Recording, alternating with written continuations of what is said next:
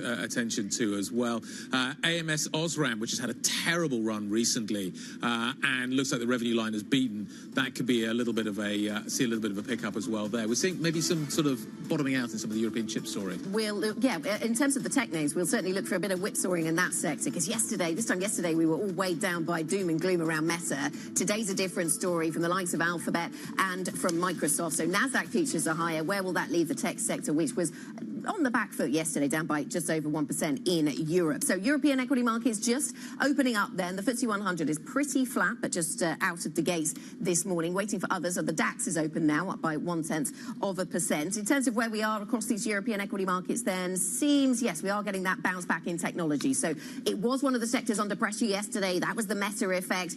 We now have a different story to tell. We've got very short-term memories, it seems. So we're over Meta, and we're now into Alphabet and the Microsoft numbers, the potential of AI to deliver really front and center. And so we see the technology sector the best performing here in Europe this morning. Airbus is down, unsurprisingly. Actually, the ADR's got hit a little bit more last night, so Airbus is only down by 0.6% at the moment. Worth mentioning, there's a whole bunch of XDs in the market today. So you've got ABN AMRO going XD, BASF is XD, Munich Re, L'Oreal. L'Oreal, at the moment, is the lead loser in terms of the points impact on the 600, but it's gone ex-dividend. So that's worth mentioning. Can we talk a little about this commodity move here as well? Some of the bigger index contributors, at least, is Rio Tinto and Glencore as well. Glencore, I was just looking at their numbers, about 12% of the revenue to that copper exposure. So I wonder if there's a macro read-through into some of the miners here this morning that you're seeing. It's starting to pare back a little bit, but you did initially see that move. I'm not getting an opening price on BHP yet, though, so we will see what that looks like after the news that their offer was basically rejected from Anglo American. Yeah, there's a number of lines on the basic resources sector, aren't there? There's the nervousness to perhaps around who's going to come in next with what for Anglo, and how messy will that get? How expensive might that asset become if it gets complicated, and if there are other players looking to get hold of it? And there are all kinds of complexities behind that. We talked about that yesterday. But then on the other side, there's the higher commodities price. We were talking about that with Mark Cudmore, and the copper price just at the top of the show jumped, through another big figure. There's a whole lot of gold miners as well. I think Barrick is one of them that not only produces a lot of gold, but now produces a lot of copper as well. So it's going to be interesting to see how this copper story ripples out, not just out of your kind of traditional, well-known copper miners, but into the rest of the space as well. Airbus is now falling, where it's the biggest points loss on the stock 600, down by 1.4%. But it's interesting, some of the growth stocks are coming back today quite nicely. ASML's up, Novo's up, LVMH is having a good day, SAP bouncing back as well. Remy Cointreau is another one, rising just shy of 7%. Fourth quarter revenue beat when we talk about the luxury space, the consumer demand there. You're going to mention premiumization, aren't you? It's a premiumization and luxury, two different things apparently. Yes. I'm American. I don't know the difference. Electrolux also gaining. So, to your point, Kriti, we're seeing some better response today to some of the earnings stories. Remy Cointreau, Electrolux stands out as well. That's actually an earnings story, but also a change of leadership story. So we'll continue to watch those businesses as those stories continue to develop. Let's just recap what we've been getting from the BOJ. Declining to comment on short-term FX moves is the latest headline that I see there. He has commented a bit on the relationship between FX, the weakness in the yen, and inflation. That has been something he's talked about. Ueda said earlier on that the impact on FX moves on inflation is usually temporary. Let's get into a conversation about this. He's still speaking in Japan, as you can see there. Mark Dowding, Chief Investment Officer for Blue Bay Fixed Income, joins us. Plenty to say about the Bank of Japan. Mark, very nice to have you with us. Let's start there, shall we? The link between the weakness in the currency and inflation in Japan. Of course, it pushes up the price of importing things like oil and a whole load of other stuff. It benefits, of course, some of the export businesses. Governor Ueda saying the impact of FX moves on inflation is usually temporary. What are your thoughts on that front?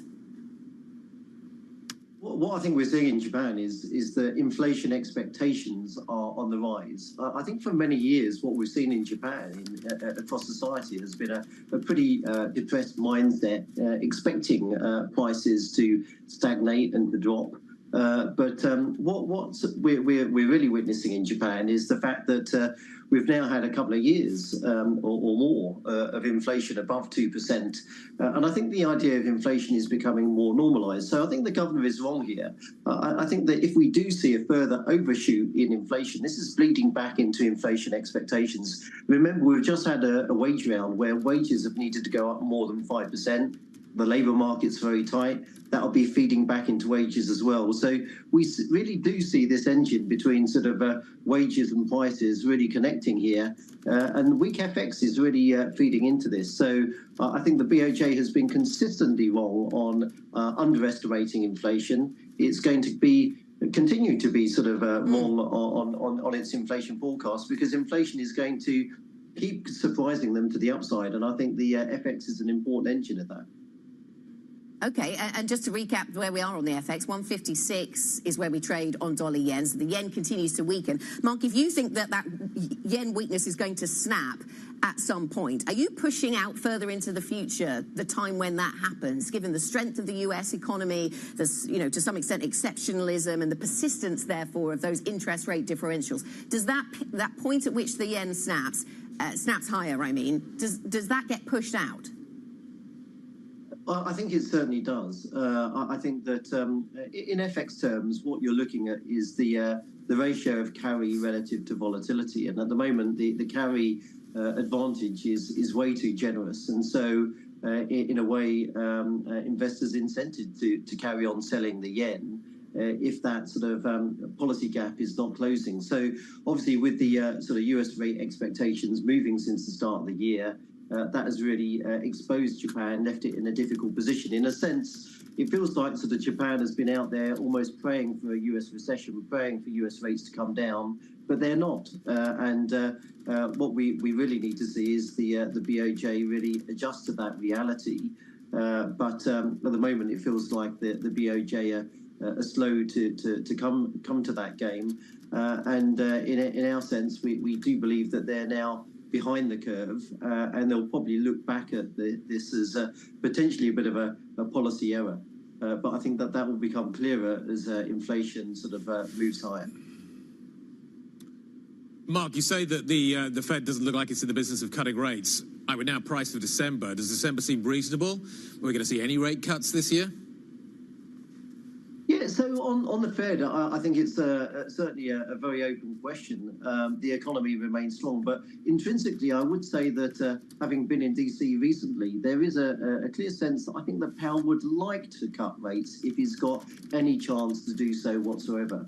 In a way, I'm sure he would like the moniker of being the central banker that achieved the soft landing and secure his place in the Hall of Fame, so as to speak. So I think that any data excuse to cut rates and also to help Biden into the election, I think he will look to take it. So I wouldn't rule out the idea that we have a rate cut in the second half of the year. All of that said, it does require better inflation data.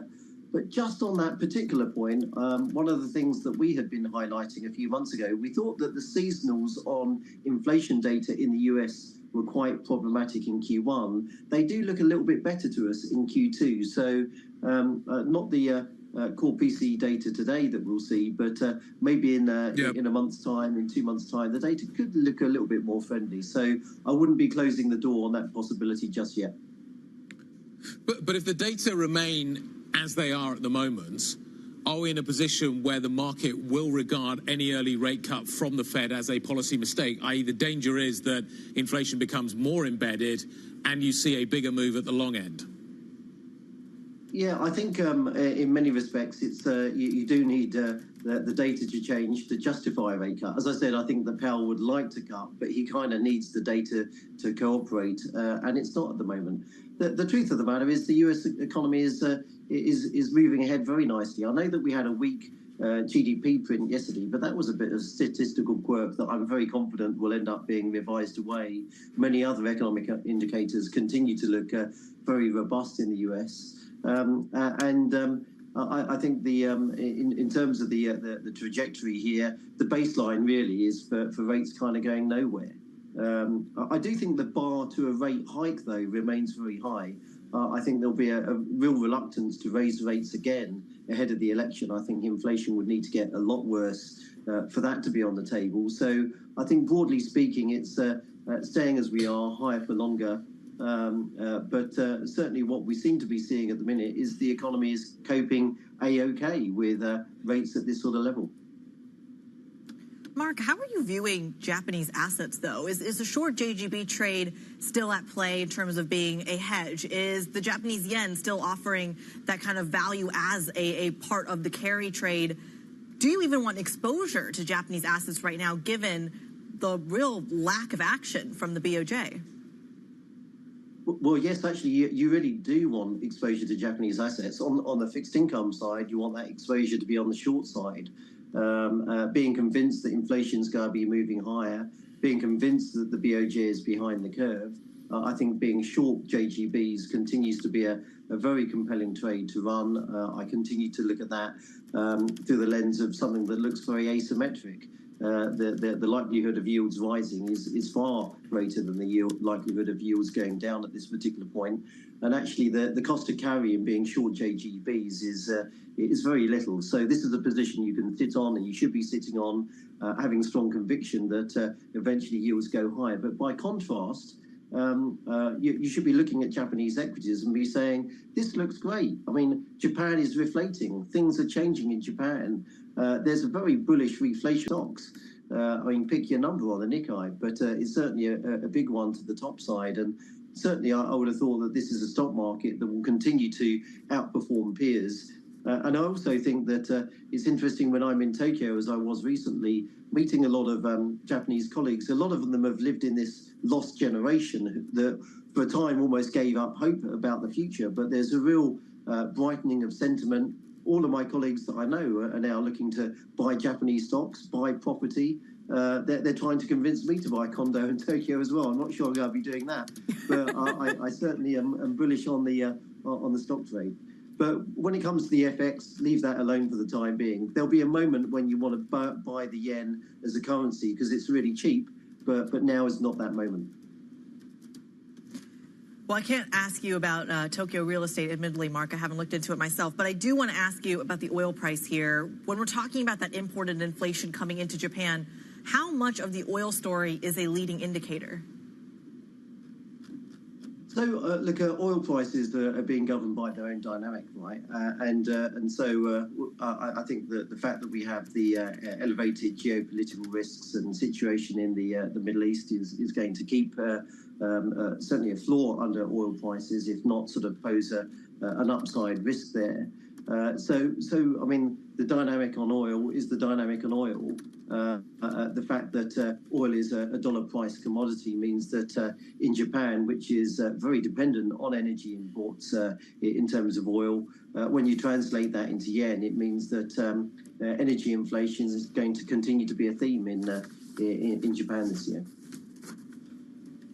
Thanks so much, Mark. Thanks for joining us. Have a good weekend when we get there. Mark Dowding, Chief Investment Officer for Blue Bay Fixed Income. We appreciate your time. Some interesting lines coming out of U.S. Secretary of State Antony Blinken's visit to China. He is going to be meeting with the Chinese President Xi Jinping in Beijing. This conversation, we knew he was there, of course. He was there yesterday, and we knew he was staying on for conversations with top diplomats over in China. But this new information that he's going to be meeting Xi Jinping, this as relationships described described by China as stabilising, but clearly a lot of negatives in those relationships as well, and a lot to talk about. So we'll continue to monitor and get an update on that later in the programme. We will. We're watching that very carefully. Also watching what is happening with the stock story this morning. Let's take a quick look at what is happening with the core six, the stocks that we pay attention to across Europe, to just give us a steer on what the bigger picture looks like. And as you can see, we are bid across the board this morning. Nestle bouncing back after yesterday's disappointments. We've seen Schneider up. ASML is driving the market certainly this morning. Talking of driving, Ferrari's up. They're all up. Are there any other stocks that we need to be worrying about? There certainly are. Joe Easton is watching those. So one area that isn't catching a bid today is the aero and auto space sector, led lower by Airbus. We did get those better than expected order numbers and production numbers from the company yesterday, but the issue is the supply chains. They're not able to ramp up as quickly as expected, and as a result, the earnings estimates are lower than expected. That one down 2%. Bear in mind, it is up massively when you compare versus Boeing, the big rival, year to date. I think Boeing nursing a loss of double-digit %, whereas Airbus going the other way. Safran, meanwhile, the engine maker, had some strong numbers out of them as well, but declining 0.9% over in France. Potentially a bit of a read across coming in there. They are actually a supplier to Airbus themselves. Valeo, this is in car parts, had some weak margins out of them over in France today. That stock coming down 2%. Brought up Continental to see if there was any read across, but at the moment that one just ticking higher. It was a little bit low. As I say, that sector looking pretty weak today. Then in terms of some other earnings, we had NatWest at 7 a.m. That one did break up 4% this morning. It has had a big rally since October. This as the outlook for the UK economy and rates does improve. Had a slump last year as the CEO unexpectedly left, and those net interest margins today are looking pretty firm for them. One stock seeing a big drop, though, over in Amsterdam, IMCD. This is in chemicals. It's agricultural chemicals. Seeing some weak earnings out of them this morning. That one is weighing on the chemical space. Total Energies, though, the big Total oil firm. Oil price is pretty strong at the moment, of course, so that means their earnings do look pretty strong. They're actually doing a $2 billion buyback I saw breaking on the headlines there. And that stock just ticking higher, but has had a good run with the other energy stocks. Remy Cointreau, finally some decent numbers from the drink space. We've had a swathe of profit warnings out of drinks over the past year or so, but Remy finally seeing some better sales. Some of that in the US does seem to be stabilising for the maker of Cointreau, so that one gaining 4%. Here's the deals board. Anglo-American down 0.7%. We had an 11% gain for the stock yesterday following that unsolicited bid proposal from BHP, which they have firmly rejected today, saying it does undervalue their company. BHP's secondary listing is declining once again in London. The Australian shares fell around 5% overnight, the biggest drop in 7 months for that stock. ThyssenKrupp, Daniel Krasinski, the Czech billionaire, is going to be buying a stake in their steel business, according to a report overnight. He's the billionaire that's looking to buy the Royal Mail owner, IDS in London. So he's doing a lot of deals at the moment, got some spare cash. He's splashing it and he's buying a stake in ThyssenKrupp Steel. That one's up 9% today. Quick look at CVC, the long-awaited listing of the private equity giant over in Amsterdam. We haven't got a normal ticker price on that, but we can see there 23% gain. It did list at €14 a piece. Here's the price here, $17.25 at the moment. So investors getting a decent return on the first day of trading for CVC. As I say, the private equity firm listing. Finally, we have got a ratings change. Kering gets a downgrade, probably not too surprising, given we did see those weak earnings. Cowen is the one doing the damage, takes it down to hold, but in fact the stock gaining 2%, still down for the week, given those weak earnings earlier in the week. Keep an eye on Kering in Paris. Thank you so much, Joe. The news coming actually faster this morning now. Joe Easton from our equities team is having a busy morning. There's that CVC listing story, which I'm glad that he got to talk about. Also want to talk to you about Darktrace, the tech business listed here in the UK, getting an offer from Thoma Bravo, and this seems to be agreed by both parties. So Darktrace agreeing to this, pleased to announce they've reached agreement on the terms of a recommended all-cash acquisition. The price on this, $7.75. If you put that into pounds, the equivalent value of the acquisition is 620 pence per share. It was certainly suspended for a moment, that one. We'll see where that one heads. We're losing stocks fairly sort of fast and ferociously here in the UK at the moment. It seems to be the case. We will talk more about capital markets activity. A busy day for that. Coming up, NatWest beat earnings estimates in the first quarter. We'll be discussing all of those results and the wider banking sector next. This is Bloomberg.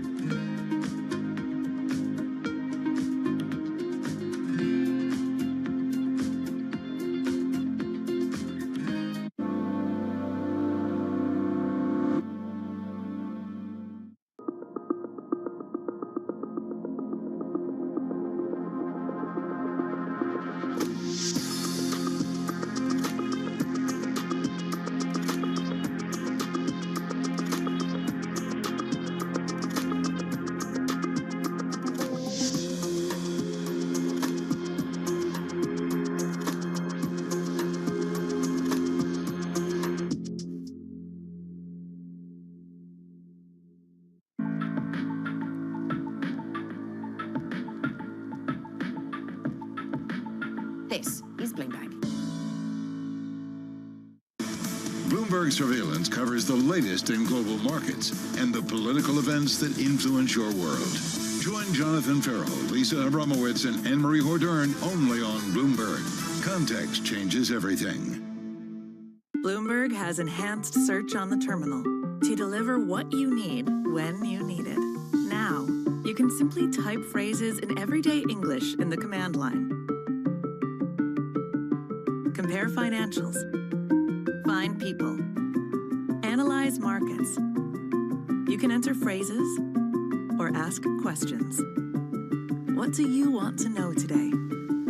Ask a question or visit SearchGo to find answers now. Good morning. This is Bloomberg Surveillance. This is Bloomberg Daybreak Europe. You're watching The China Show. This is Bloomberg Technology. This is the countdown to the close. Welcome to Balance of Power. This is Bloomberg.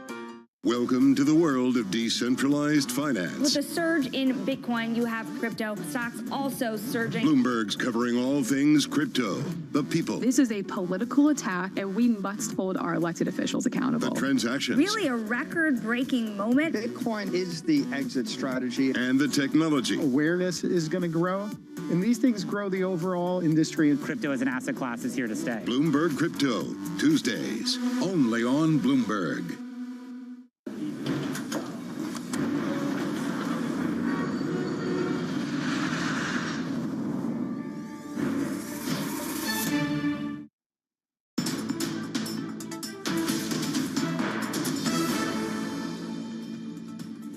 Minutes into the session, NatWest shares trading a little higher this morning. This after the bank posted better than expected first quarter results. Lending and deposits actually increased amid signs of improving consumer confidence. You've seen that also in the consumer confidence data that we've seen out of the UK this morning. Sam Unstead joins us now from our Markets Today blog. In some ways, you want these numbers to be boring. You want these numbers to actually deliver nothing. And Lloyd's was very much the same, actually, I felt earlier on in the week. But on the other hand, I can't quite work out whether you want them to be exciting, because in theory, we're about to sell a whole chunk of this stuff to the public. Yeah, specifically from NatWest's point of view, I agree. Like, you sort of need a little bit more, maybe, to get excitement going in NatWest.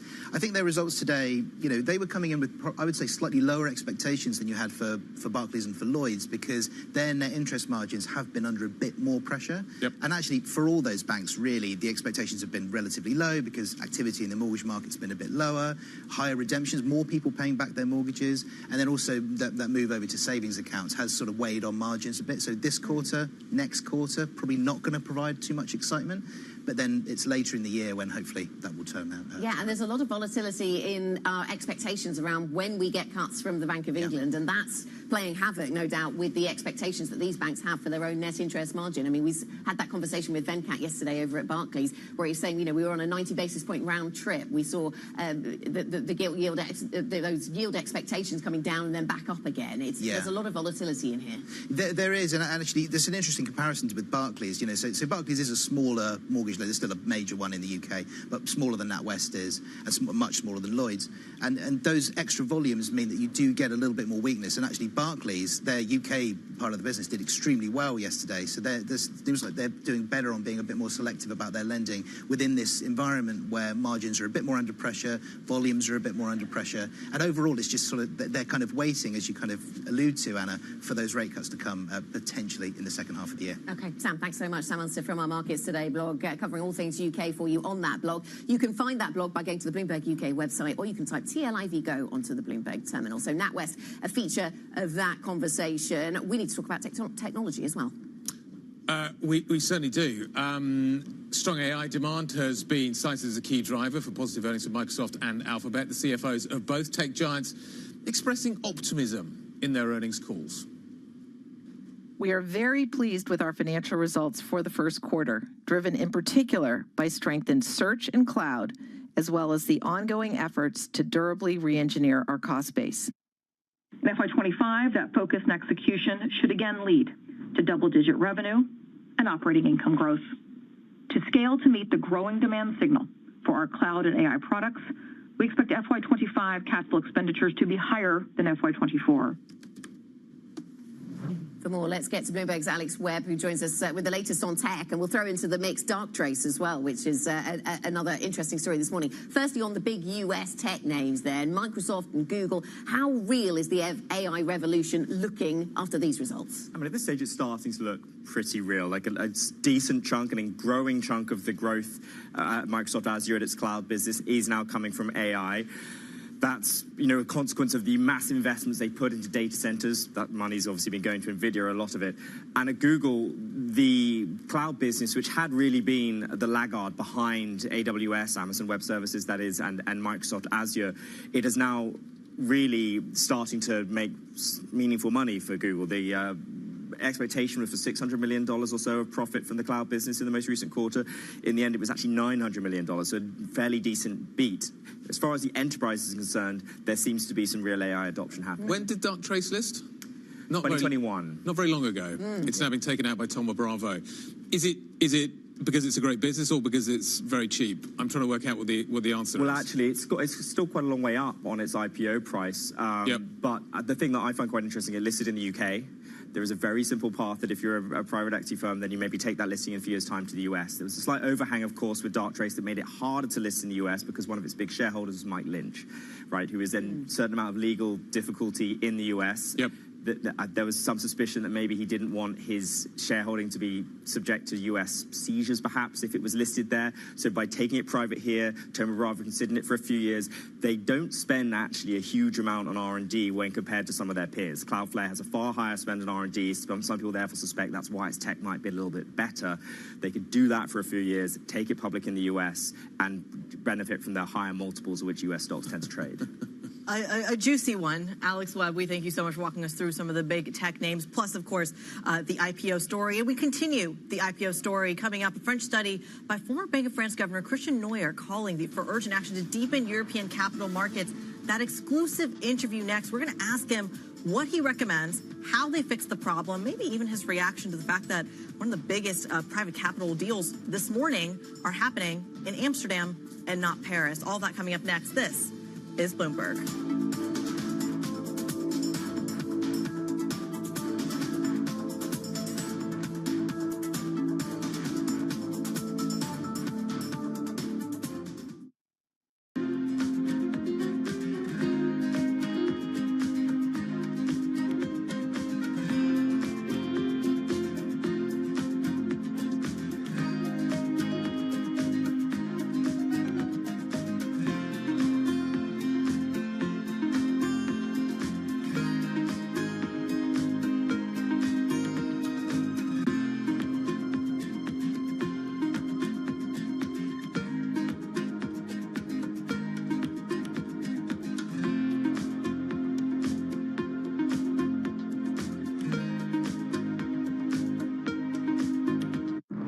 themes that move markets are on Bloomberg. How worried are you about the U.S. election? It's for the American people to decide what they want with their politics, with their government, with their future. But obviously, we are all concerned about it because the United States is the largest economy, the largest defense country in the world, and has been a beacon of democracy with all its upside and downside. We cannot interfere with their choice. It's their choice, and that's the beauty of democracy. But we have to be extremely attentive and anticipate, just as we do with inflation. You know, we do scenarios. What if, what if, what if? Then what do we do? Where I sit now in Frankfurt, head of the ECB, I think that we have to be strong as Europeans and not assume that we can rely on whoever our friends are around the world, because these things change over the course of time, as we have seen. Bloomberg. Context changes everything. This is Bloomberg News Now. News when you want it at the touch of a button. Another volatile day on Wall Street. We're seeing big moves. All eyes on Capitol Hill as Democrats and Republicans prepare. Today's job numbers casting doubt on the Fed's next move. Inflation remains front and center. And that's news when you want it with Bloomberg News Now. Get it 24/7 on the Bloomberg Business app, Bloomberg.com, and anywhere you get your podcasts. Bloomberg News Now. Context changes everything.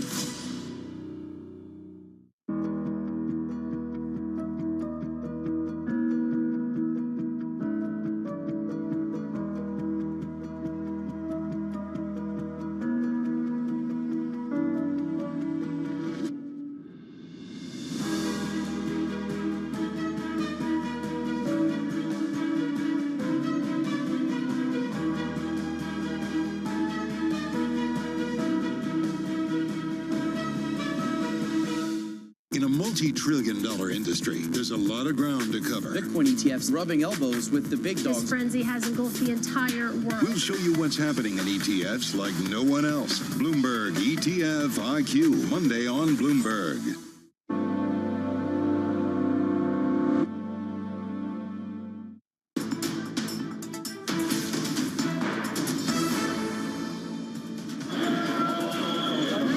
Protests in France last year over pension reform were a political blow for President Macron. Still worse, savings from it were not enough to keep the fiscal deficit under control. The gap jumped to 5.5% of GDP, far higher than the official target. With slower growth, meaning lower tax receipts, the finance minister will have to find at least 20 billion euros in spending cuts in the next budget. So now, what direction should we take? Restore our public finances, go back to a deficit below 3% in 2027. This is the commitment I'm making. A commitment that's unlikely to be met, according to Moody's. A year ago, Fitch downgraded France one notch, citing the high level of public debt, which has jumped from around 65% of GDP 20 years ago to over 110% today. Should rating agencies decide to downgrade France, of course, that would be something that would not be welcome, and that would prompt certainly the government to try to act on it and to design an expenditure reduction plan, or maybe a new tax increase, which is really orthogonal to what the government has been saying so far. The pile of debt risks undermining Macron's economic credibility and could fuel support for the far-right party of Marine Le Pen. Her National Rally movement is leading Macron's party in the polls by more than 10 points as the June European election approaches. Bloomberg's Caroline Conan reporting there from Paris on France's debt rating and the political pressure that President Emmanuel Macron is facing now. So the issues that Caroline outlined all come amid a push to deepen European capital markets and meet the massive financing needs over the coming years across the continent, all to close a widening economic gap with the United States. Now, how do you do this? Well, in a report released Thursday, former Bank of France Governor Christian Noyer identified 4 areas for action on how to accomplish that. They include developing a bigger investor base, creating a single EU platform, granting ESMA, that fiscal authority over in the EU, more oversight despite being based in Paris, and reducing fragmentation across the continent. Some lofty goals. We'll see how they're executed. Joining us now for an exclusive interview is Christian Noyer himself, the former Bank of France governor and former ECB Governing Council member. We thank you so much for making the time for us this morning. Christian, let's start with one of your recommendations here, a number that caught my eye. 1 trillion euros of funding needed by 2030. How realistic is it that we get there? Well, basically, thank you very much for receiving me, and good morning to all. We believe that we can do it. We can do it in the European Union because we have a very high rate of savings. And simply this money is not well enough targeted. It goes too much into investments abroad and not enough into equities. So if the investor base is better reorganized with simple principles, more towards retirement and pension systems, new products, or more often transformation of existing products to make them more efficient, we believe we can move probably something like 200 billion a year towards the real needs of the economy. And also we can develop new instruments, especially securitization, to accelerate the rotation in banks' balance sheets and permit banks to lend more to where it's needed for the transition, the green transition, the digital transition that is more into the needs of corporates, equipments, and infrastructures for energy, for instance. Christian, a lot of what you're outlining sounds very similar. Yeah. I was going to say, what you're outlining sounds very similar to the way that the United States functions, these pension systems, this regulation around savings, the lending story. A lot of that, however, is regulated and dictated to some extent by the SEC. I'm curious if we need a European SEC. Does ESMA serve that purpose? Well, we believe the role of ESMA can really increase. We've done that in the banking sector for the monetary union, for the banking union. We have what we call the single supervisory mechanism that is working under the umbrella of the ECB.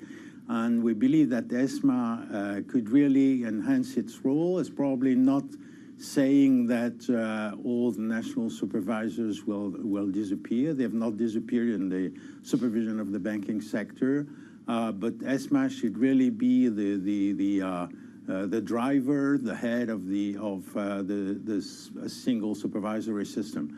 And what we propose is to start with big market infrastructures, the cross-border and systemic market infrastructures, where really it doesn't make sense to have a number of national regulators. And we also believe that it could develop its role progressively for the major asset managers. It would really make sense because the fragmentation of the supervision today means a lot of costs and inefficiencies. Yeah. Christian, good morning. Do we also need a mindset shift for European businesses that have relied for a long time on bank funding rather than using capital markets? Is that at the heart of the problem? That seems to be something that's been discussed for more than a decade. Well, it's true. It's true globally. Although there are differences between countries. For instance, in France, the share of market financing is probably close or equivalent to that of the UK. So it's not at all the American system, but it's probably something like the double of what exists in other countries. Now, we're not alone. It's true also in the Netherlands, for instance. So that there are already premises of the start of a possible move. But we believe we can develop that. It doesn't mean that the role of banks will disappear. They can arrange, structure, securitize part of the loans they do, and then move that to the market. But yes, it's true in a way. Yeah. We should move towards the model you described, the American model, or to at least be on the way to change. Yes. Okay, so some kind of mindset shift. I mean, you're talking about more union here, Christian, and this has been, as we say, discussed for many, many years, how you forge more capital markets union. How do you set that in the context of European politics, where we see the rise of populist leaders in some places, not everywhere, but certainly in some places, and the idea of more integration could prove controversial? Well, I believe that first we want to be very concrete for the ordinary people. I mean, the savers, they are interested in what they get, the return they get on their savings. What we propose would be products that would enhance the return they receive, and that can be very, very challenging for the people in general. Second, we think that we have no choice anyway. If we want to finance and to find the money to finance the big investment costs for the transitions, we need to really move ahead. This is well understood across all countries. I think there is a political dynamics in the sense that we had a few days ago the report from Enrico Letta, who is well known and who produce conclusions shorter than ours, but that go in the same direction. And I don't think that this is a subject that really the populist parties will want to discuss too much. They are not so much interested by that. Christian, good morning. It's Guy. You know a thing or two about monetary policy, so let me just get your take on what is happening. The Federal Reserve increasingly looks like it may not cut interest rates this year. How far do you think the ECB can stray and cut from the Fed if the Fed is basically on hold?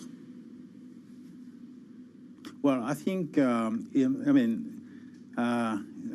ECB is in charge of a large enough monetary union to be really independent, so to say, on what they decide. I mean, what they have to do is to look after the reality of the European economy and target price stability for the European economy, for the Eurozone economy. The things may be different, and they seem to be different because the growth in the U.S. is more resilient than it has been in the EU or in the Eurozone, is stronger. The level of unemployment is lower, and it's clear that the needs seen from the Fed, from the FOMC, may be different at a certain point of time. So I have no idea, or I shouldn't talk about what the ECB will do. They have to decide that, but it's not unrealistic to believe that they move at different times. Even if the general movement will probably be going in the same direction, but there can be a gap of some months or quarters, depending on the circumstances of each economic and monetary zone. Okay, that was interesting. Christian, great to catch up with you. It's interesting what you're saying about what is happening with the Capital Markets Union and the advantages that Europe could face if it were to move forward with that. I just wonder if the crisis is sufficient at the moment to make that happen. Christian Noy, the former Bank of France governor, former ECB Governing Council member and author of this report into the Capital Markets Union here in Europe. One example, maybe, this morning of things happening in the capital markets here in Europe, CVC is listing finally.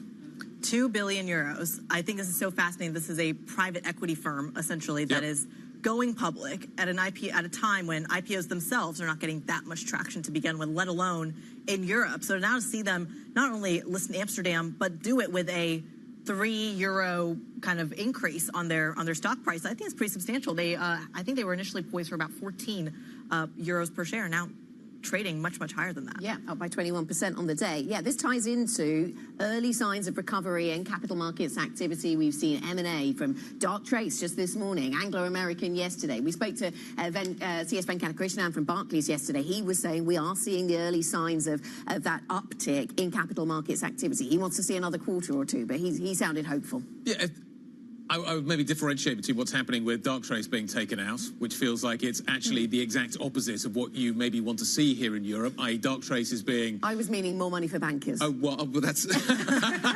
Fair enough. Yeah, they will certainly be happy with that. But I find that the Darktrace thing is fascinating. It's basically, it's a confirmation of the multiple problem. We will take this private, and then we will, to Alex's point, list it over in the States, and we will get a high multiple on this cybersecurity company. Thank you very much. We've got both these narratives developing at the same time, perhaps, then. A little uptick in capital markets activity, but still the structural issues around the way that Europe values, and the way that London values stocks right now, and therefore the pull across the Atlantic. And isn't this the exact conversation we had with the Barclays CEO yesterday, in that he's actually dealing with an exodus of bankers, by the way, leaving Barclays. You're seeing this at the likes of other European banks as well, in addition to really compressed advisory fees. So you have UBS, you have Barclays working on these massive deals, but charging significantly less than their American counterparts for it. The Anglo story is also a multiple story, in as much as you look at the multiples that miners trade on in Australia versus London. They're better in Australia. And this has been the argument. As London has tried to craft all these policies to try and attract IPOs, and they haven't necessarily worked, but they've been going up, keep saying, we want to attract more tech IPOs, the likes of Darktrace, for example. They say stuff like that, and then the commodities industry pops up and says, think about more how you keep hold of the businesses that you do have, rather than trying to attract the new ones. Maybe there's room for both. We're going to talk about Airbus next. The company out with numbers last night. I caught up with Guillaume Faury, the CEO. I've just downgraded him. I can't believe I've done that. And we're going to talk more about what he had to say to me. They are selling aeroplanes. They're turning away customers. But the supply chain is the constraint. We'll talk about that next. This is Bloomberg.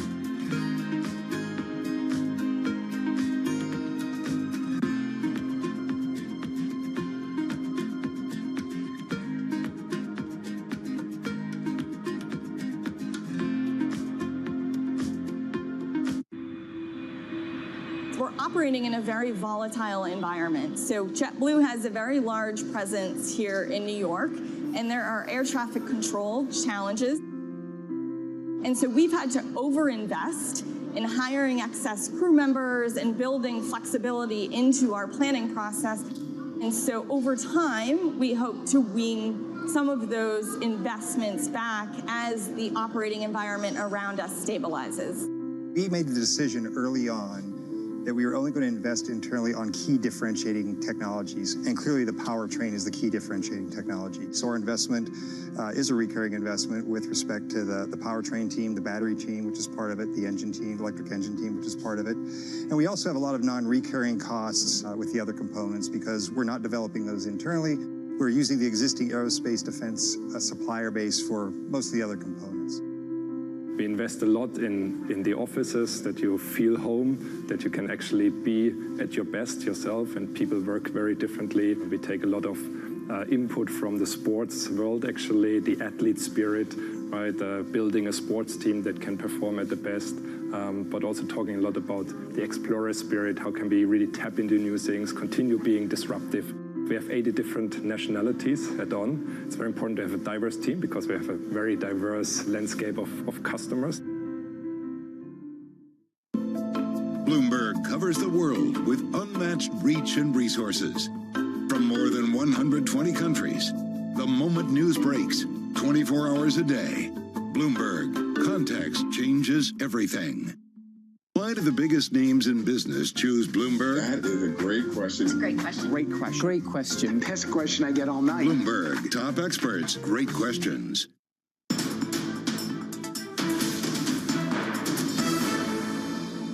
We're operating in a complex and difficult supply chain environment, and we want to make sure that we have the resources, that we have the hardware, the equipment, and everything we need to keep ramping up in a year that will be backloaded, a bit like what it was last year. Guillaume Faury, the CEO of Airbus, speaking to me last night about the numbers that dropped just after the European close last night. The numbers were disappointing, but you need to dig into the details. There's a bit of nuance here.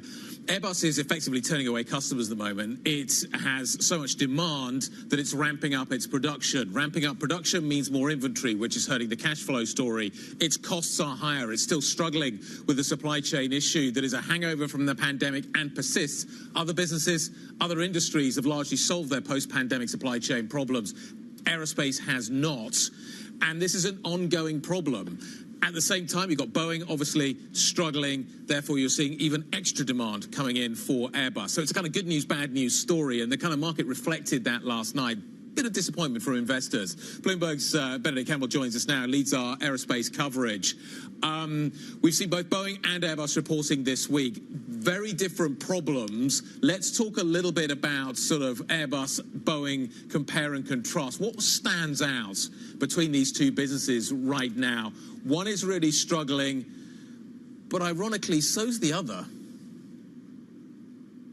Yes, you're right. In some ways, they're struggling for different reasons, though. There was one line that stuck out for me from the Airbus CEO, Faury, and he said, to some degree, we're sort of victims of our own success, and by that he means the demand is so hot right now that we can't really keep up, and you saw some of that trickle through to the numbers.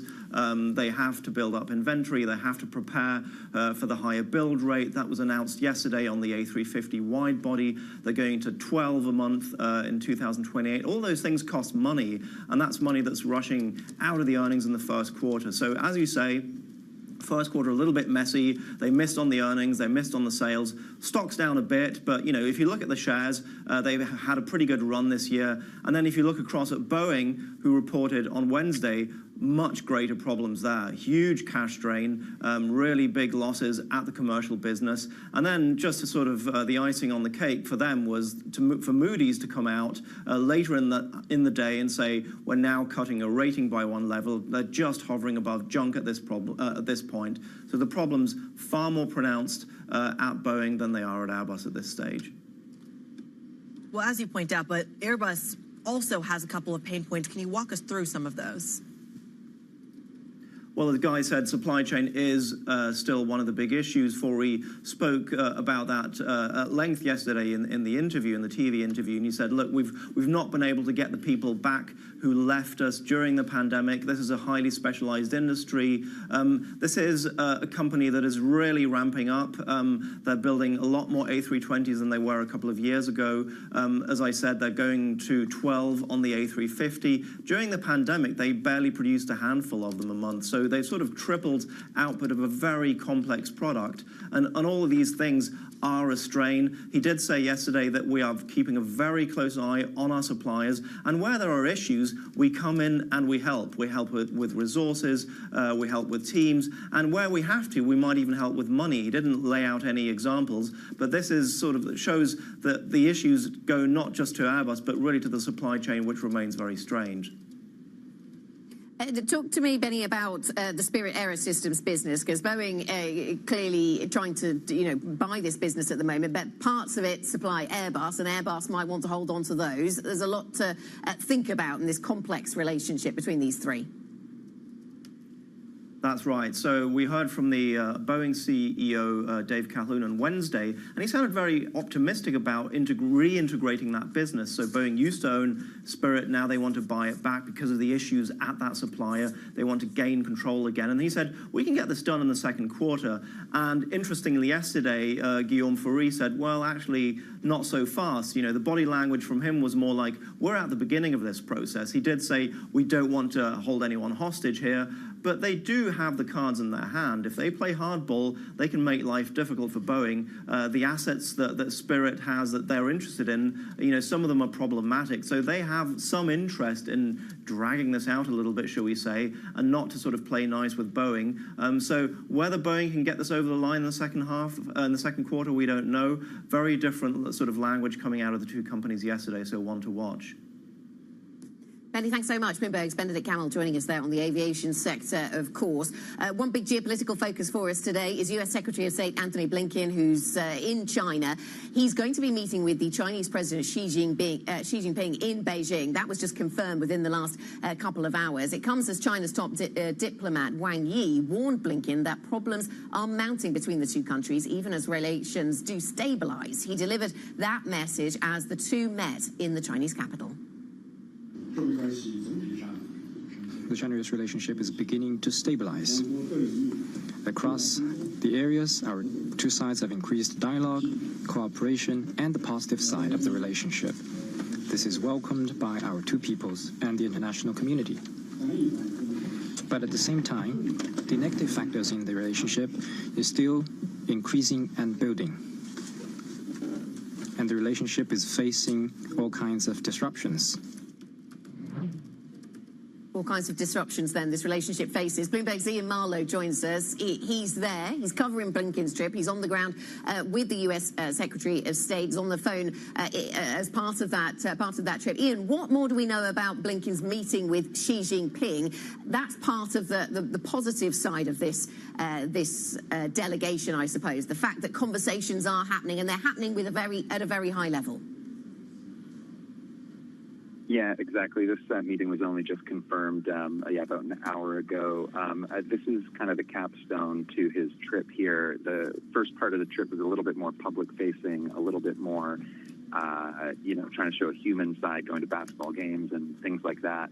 Now, today in Beijing, he sat down to some very tense meetings with the Chinese foreign minister who, as he played there, warned him that the negative factors in this relationship are increasing. So there's a lot of tensions here. They came with a message to get China to cut it out when it came to supplying, aid to Russia that was helping Russia with its war in Ukraine. That was a message that was never going to be particularly well received, but it was only one of many things that the U.S. side wanted to bring up, from Taiwan, North Korea, to human rights and other things. So today, I think, with this meeting confirmed, Blinken is going to go into this meeting with Xi and bring a message from Biden, that this is, when it comes to aiding Russia, aiding Russia's military-industrial complex, which the U.S. and the West had tried to cripple with sanctions. The U.S. side is very concerned that the tide is turning there, in part because Chinese economic support to Russia with dual-use technologies and components, helping them rebuild their military-industrial base, that is potentially turning the tide in the war. So that's a message that's going to be very clear today. It's probably going to be delivered by Blinken to Xi himself shortly. How much are the Chinese recognizing that we're in an election year, and to what extent does that color the comments that are being made by the foreign minister?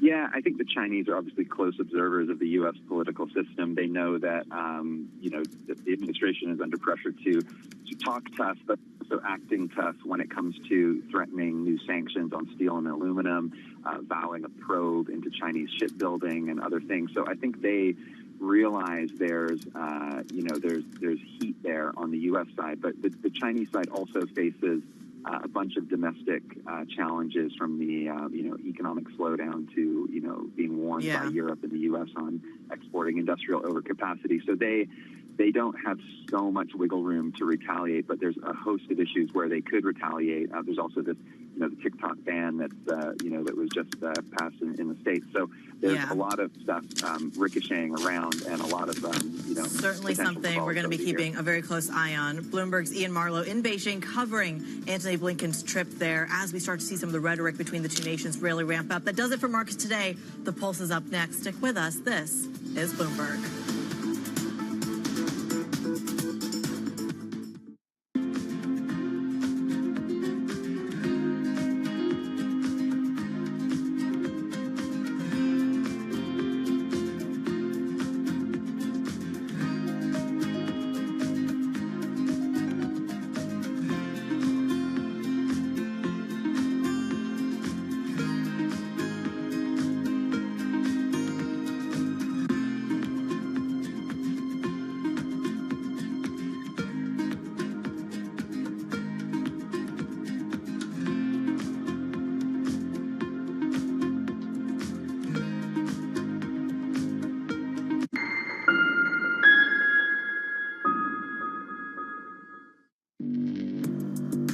Access the financial world on demand. Hear from leading economists, policymakers, and industry experts via live and on-demand webinars, only from Bloomberg. Start exploring to see what's moving the markets. Visit Bloomberg.com/webinars.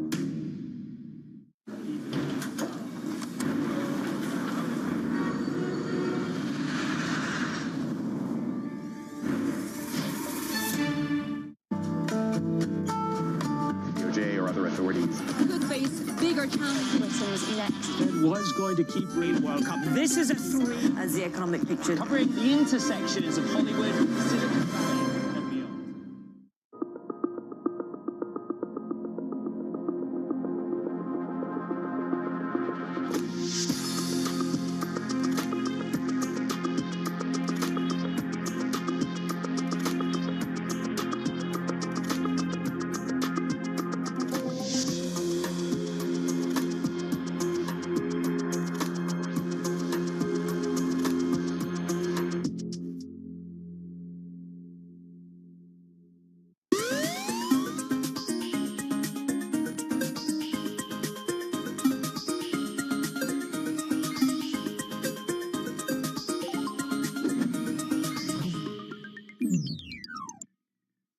Bloomberg has enhanced search on the terminal to deliver what you need when you need it.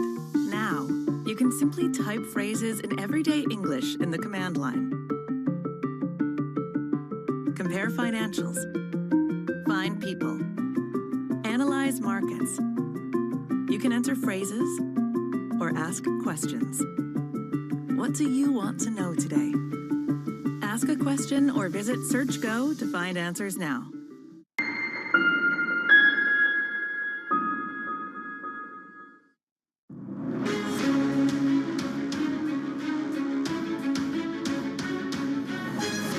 Newsmakers and market movers. This is The Pulse with Francine Lacqua. Good morning and welcome to The Pulse. I'm Tom McKenzie in London. Here's what's coming up on today's programme. Stocks get a boost from big tech after Microsoft and Alphabet impress. The focus shifts to PCE data out today as traders pair those rate cut bets. The yen is the weakest in 34 years, closing in on 157 per US dollar. The BOJ holds rates steady, with Governor Ueda giving no hints to another hike. Plus, offer rejected. Anglo-American says a $39 billion takeover bid from rival BHP significantly undervalues the company. We dig in to the details. Let's check in on markets then. The European markets map giving us an indication that European stocks could end up with their first weekly gain in 4. It's the old school part of the sectors that's kicking in. The miners, particularly here in the UK on the FTSE 100, alongside the input coming through from technology, with a handoff, of course, from Asia, but more importantly, the Microsoft and Alphabet stories that we will be decoding for you throughout this hour. Let's flip the board cross-asset then, as we see largely green on the screen across the European stocks picture. We continue to focus, of course, on the Japanese yen. 156 right now. Gains, losses, I should say, of about 0.1%. It's fluctuating right now. 155.65. We monitor this. We are on, of course, intervention watch. Governor Ueda not pushing back on the softness that we've seen in the currency. Of course, any intervention would come through from the Ministry of Finance, and they may or may not announce that if and when it comes. PCE, of course, the inflation data out of the US, crucial for us on a number of fronts, but of course it ties into the Japan story. 498 right now on the US 2-year. The GDP print, of course, softer than expected, but the price gauge coming through in the data yesterday picking up, causing some to suggest that maybe we're edging towards stagflation in the US. A big question mark over that, though, of course. Copper broke through 10,000. It's 9,991. Really interesting, of course, given the potential tie-up, or at least the attempted tie-up between BHP and Anglo. The price of copper currently up 1.3%, and that is tying into the mining space. Let's flip the board and have a look pre-market then of the big tech names and the beats that came through. Very, very solid sales coming through from Alphabet, and you can see pre-market a jump there of close to 12%. Their AI investments are paying off, particularly within the cloud business, and really interestingly, of course, coming through with their first ever dividend. The other stocks that we're looking at, of course, include the story around Microsoft also coming through with a beat, and also the cloud story there, consequential gains of 4% pre-market for Microsoft. Intel, a very different story there, continuing to struggle as they continue to play catch-up. They've invested heavily, of course, in building out the foundry business in the US. Investors seemingly need more convincing that that turnaround program is going to pay off for Intel. That stock looking to losses of close to 8%. And briefly, Snap coming in with a beat as well, the advertising part of the business coming through for Snap. Let's briefly look as well at the currency space with the focus, of course, on the Japanese yen at a 34-year low versus the US dollar, but also at lows versus, of course, the euro, the Aussie dollar as well. 155.55 right now on the Japanese yen. So it has paired some of the earlier losses. We've been hearing, of course, from Governor Ueda. He did not push back on the softness we've seen in the currency. He didn't give an indication as to when the next hike may come through from the BOJ. Most traders still expecting another hike, at least one more later this year from that central bank. Let's get to the tech story then. Strong AI demand has been cited as a key driver for positive earnings, of course, from Microsoft and Alphabet. Here's what Alphabet CFO Ruth Porat had to say about the company's results. We are very pleased with our financial results for the first quarter, driven in particular by strength in search and cloud, as well as the ongoing efforts to durably re-engineer our cost base. Okay, at this point, we bring in, of course, Bloomberg's Alex Webb for the deep dive on what we've been seeing from both of these companies, what it tells us as well about the investments around AI. What kind of stood out to you, Alex, from both Microsoft and Alphabet? It really looks like AI is now providing sort of a meaningful tailwind. It's not the main thing driving their businesses, but it is starting to make a difference. I think about 7 percentage points of Microsoft's cloud growth came from AI. Google, which had long or has long been the laggard in the cloud behind Microsoft and Amazon, it is now posting pretty chunky profits in that cloud business. The market was expecting $600 or so million of profit. It posted $900 million of profit from Google Cloud. That is a lot of it to do with the fact that Google is one of the really two big players in the AI space, and it is benefiting from that. Darktrace, it not nearly the same size and scale of Microsoft and Alphabet, but really interesting in terms of the read across the broader story around this. Of course, UK listed, there's an offer to take it over. In fact, they've agreed to us. Give us the details.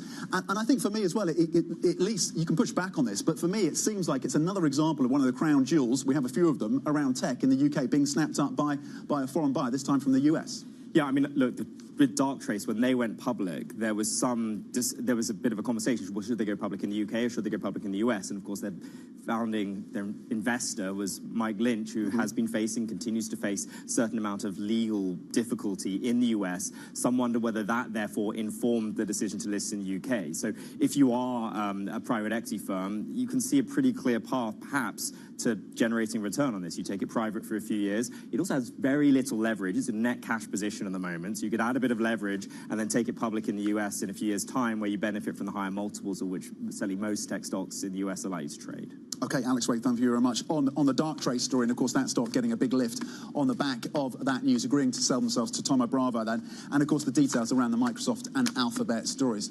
Alex Webb with the details. Let's bring in at this point Maya Bandari, the global head of multi-asset at BNP Paribas Asset Management, and Bloomberg's Justina Lee. Thank you very much, both of you, for joining us on set this Friday. Maya, I'm going to start with you in the question of tech. Really fascinating in terms of the dividend and the buyback coming back from Alphabet. I don't know if you can talk about individual stocks, but nonetheless, to me, there's an interesting story coming, which is that these are now cash-generating businesses, income-generating businesses, as well as that growth component. Are we looking at a new theme around stock investing? What does it tell us about the way these changes have come through? I think you're absolutely right. I think that it is really interesting that we are starting to see some dividends from these companies. And I think for me, really underscores, if you will, the importance of the cash flow picture for these companies. I mean, if you think very broad brush, but returns on assets are really a function of two things. Your discount rate that you apply to your cash flows. And cash flows are comprised of earnings and dividends. So it's interesting to see that mix shifting a little bit more towards dividends. But I'd say broadly for us in 2024, that cash flow picture is really very important. I think the outlook on discount rates, and we can talk about that that a little bit later on, if you like. But I think there's been quite a lot of uncertainty around where discount rates go, where policy moves in the US, but also, of course, in Japan this morning. And so that cash flow picture is very important. I think for us at BNP Paribas Asset Management, areas where we see good cash flows and areas where we want to invest are indeed US tech, Japan, European banks, and parts of EM Asia. I think those are the areas where we're seeing and good cash flow you've been picture. adjusting some of your exposure, and we want to unpack that with you, certainly. Let's bring in Justina Lee at this point. Justina, is there a sustainability to the uplift that AI and tech is giving to these equity markets at this point? Yeah, it's interesting because I feel like Alphabet and Microsoft, I mean, their earnings was really sort of the epitome, the best version of the Magnificent Seven story, which is that they're essentially kind of riding these structural trends and to an extent where they're almost not as vulnerable to the ups and downs of the business cycle. But I think you're kind of seeing from the market reaction to earnings this week, you know, for instance, the reaction to Meta's earnings, that in a way, because the market has already rallied so much going into this earnings season, that the bar for a positive surprise, for a positive market reaction is actually quite high. And so I think, you know, the positive reaction we're seeing to these two tech giants' earnings is a sign that, I mean, kind of despite those high expectations, they still managed to beat that. Maybe we need to reformat, finally, the Magnificent Seven category, given some of the idiosyncrasies around some of these names. Justina, thank you. I'll come back to you with more questions on the macro at some point. But Maya, in terms of the expectation from some that the earnings story, and we had, Justina was nodding to this, 70% or so of S&P companies have come through with a beat, but the stock reaction, the market reaction has been a bit more mixed. Can the earnings story propel these markets higher amid a concern about higher for longer on rates?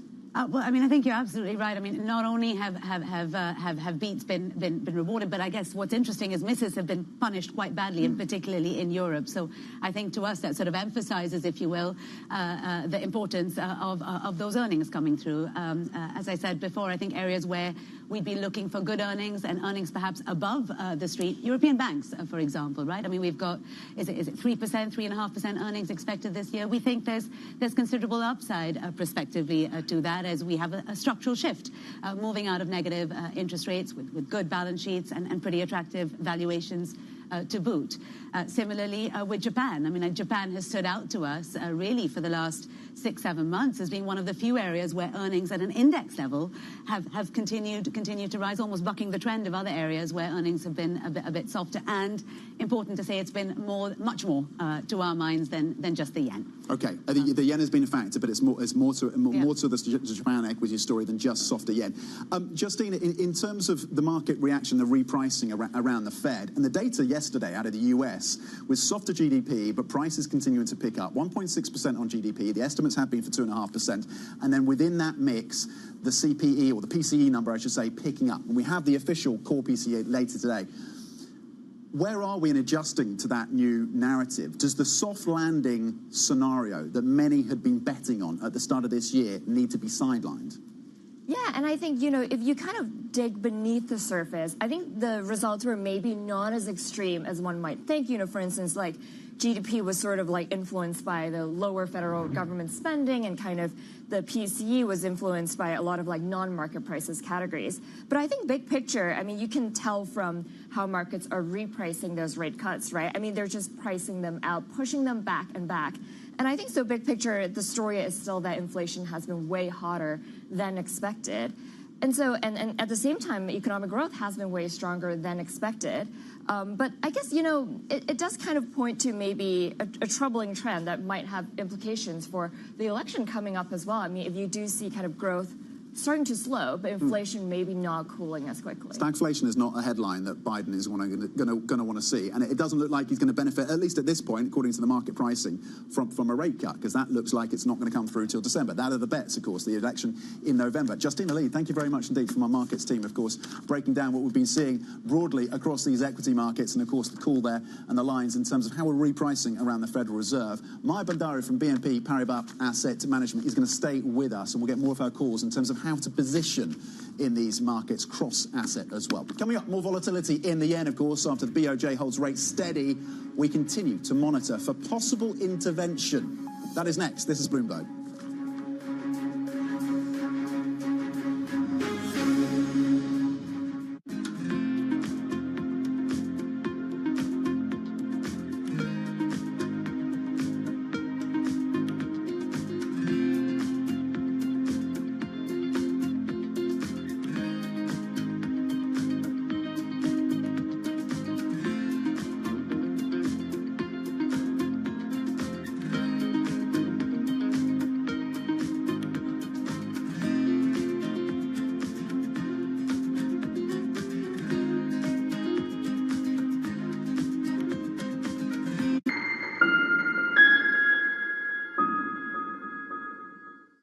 Welcome to the world of decentralized finance. With a surge in Bitcoin, you have crypto stocks also surging. Bloomberg's covering all things crypto, the people, This is a political attack, and we must hold our elected officials accountable. the transactions, Really a record-breaking moment. Bitcoin is the exit strategy. and the technology. Awareness is going to grow, and these things grow the overall industry. Crypto as an asset class is here to stay. Bloomberg Crypto, Tuesdays, only on Bloomberg. Get your fixed income fix. Watch Bloomberg Real Yield every Friday right here on Bloomberg. Context changes everything.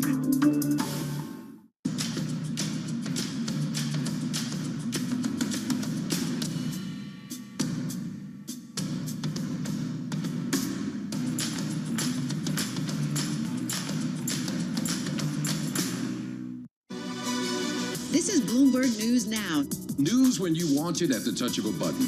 Another volatile day on Wall Street. We're seeing big moves. All eyes on Capitol Hill as Democrats and Republicans prepare. Today's job numbers casting doubt on the Fed's next move. Inflation remains front and center. And that's news when you want it with Bloomberg News Now. Get it 24/7 on the Bloomberg Business app, Bloomberg.com, and anywhere you get your podcasts. Bloomberg News Now. Context changes everything.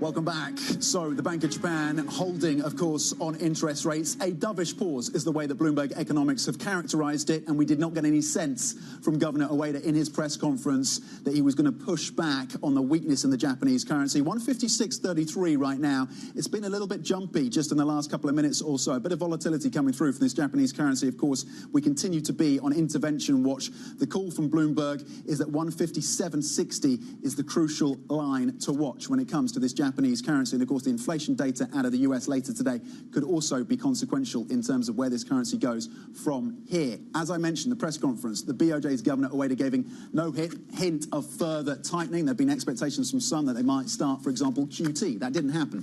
For more on this, let's bring in Bloomberg's Rachel Evans, still with us, very pleased to say, is Maya Bandari from BNP Paribas Asset Management, who has some views on Japanese equities and the currency space as well. Rachel, let's start with you. The moves that we've seen just in the last few minutes on Japanese yen, on the back of the Ueda press conference, where do things stand right now in terms of our expectations around this currency? Yeah, I mean, I think it tells you just how nervous everybody is kind of in the wake of the press conference. We didn't see, as you were pointing out, as much pushback as you might anticipate, given how much weakness we've seen in the yen. And I think that speaks to where the Bank of Japan views its role in the currency. It is a Ministry of Finance policy tool, not something that the Bank of Japan necessarily weighs in on. But that really means that we're kind of in this sort of no man's land, wondering as and when the Ministry of Finance is going to intervene. There's a lot of speculation that could come today. We do have key inflation data out in the US. Around 1:30 UK time, 8:30 in the US. That will give us a really good sense of how the Federal Reserve is going to come at its own interest rate policy. And if the Fed isn't able to cut because inflation stays too strong, that's a problem for Japan, as it means that yield divergence is not going to get any closer. Does it pull forward BOJ hikes in that scenario? Yeah, so I think it's an interesting question, because that was a lot of the topic of conversation earlier this week when we were thinking about the Bank of Japan meeting coming today. Would they be extra hawkish or maybe even pull a surprise hike just because we have seen that yen weakness being so significant? Because the data coming out of the US is really not helping the case of Federal Reserve cuts. Just yesterday, the GDP data had some very sticky price inflation data within it, and that prompted like a big move in treasuries, further curbing of expectations for Fed cuts. So it's not been easy for Japan in that front. Okay, Maya, you're leaning into the Japanese equity story. How contingent is that on weaker yen? I mean, I think clearly a weaker yen plays a role. We've seen the price action just overnight in the topics and the Nikkei. But that is, if you will, a thread that isn't consistent. So, I think Japanese equities don't have a particularly consistent relationship, if you will, with the yen. But I would say for us with Japan, there are 3 or 4 key supports. The first is earnings, which, and the cash flows, just to what we were discussing earlier, remain really strong, and we're confident that continues. Second is a really strong bottom-up story. Shareholder reform coming through that we think has legs, structural legs, if you will. Third, very importantly, we like the sector composition. Japan gives you exposure to manufacturing companies with high operational leverage, but it also gives you exposure to sort of tech names at a very different valuation point. So we like the sectoral mix of Japanese equities. And you get all of that to our minds, a really good valuation. So on a forward price to earnings basis, for example, the TOPIX is at a 15% discount to global equities. If you look at price to book or price to sales, that goes up to 50%. So you get a number of positives to our minds at an attractive valuation point, and I think valuations are something that we're all struggling with, certainly in equities. Yeah, you're certainly not alone. You and the team not alone on that question. Maya Bandari, thank you very much indeed. You've got to run off to Bloomberg Radio right now, so we're losing you for the moment, but going over to the team on radio. Maya Bandari, of course, the global head of multi-asset at BNP Paribas Asset Management. The view there on the Japanese stock story and how the yen ties into that. Our managing editor for FX and Rates, Rachel Evans, staying with us. Coming up, Airbus shares fall after reporting soft results. We bring you that story and the exclusive interview as well. That will be coming up after the break. We're going to get more lines now, though, from Rachel Evans to kind of work through some of the key themes for these markets. We, of course, focus in on the inflation data, PCE, out of the US later today, and we've talked about the relevance of that to the Japan story. Rachel, what is standing out to you above and beyond Japan that is a consequence for these markets as we head potentially to the first weekly gain for European stocks in, 4 weeks? Yeah, no, I mean, I think kind of like the Bank of Japan has really been the backdrop for this week, but everyone is now looking forward to next week. Next week, we have the Federal Reserve meeting, and the question is how that is going to reshape the market environment. Treasuries have been having a terrible rout all year. Bond investors came into this year expecting gains, expecting the Fed to cut, and they have been disappointed again and again. And you started seeing that come through in some of the rhetoric from Fed speakers in recent weeks. You've had Jerome Powell talking about, maybe now's not quite the right time. You've had other Fed speakers talking about that inflationary outlook. Stocks have actually been pretty good through all of that. You've seen the inflationary sort of picture adding potentially into expectations for margins in the stock world. So I think, it's going to be very interesting to see how sort of the Fed walks that line between trying to sort of curb inflation sufficiently without curbing growth. And I think that's where yesterday's GDP numbers were really worrying, because you did see growth starting to take a dive. If you see yields, if you see that hotter PCE print coming through today and a hawkish commentary from Fed Chair Jay Powell at that meeting next week, which some expect, what does that do to the sell-off in the bond market? You were unpacking that for us. Yields are a little down, a little bit lower, 1 to 2 basis points across the curve today. There's an appetite for clipping that yield from investors? There's a tension there. Where do you see yields moving? Is there a line that you're focused on? Yeah, well, I mean, increasingly, it was 5%, but we've gone through that on the 2-year now, so we're all having to revisit our calculations of how far we could go. And to me, the line in the sand to watch is really the cycle peaks that we had in yields last October.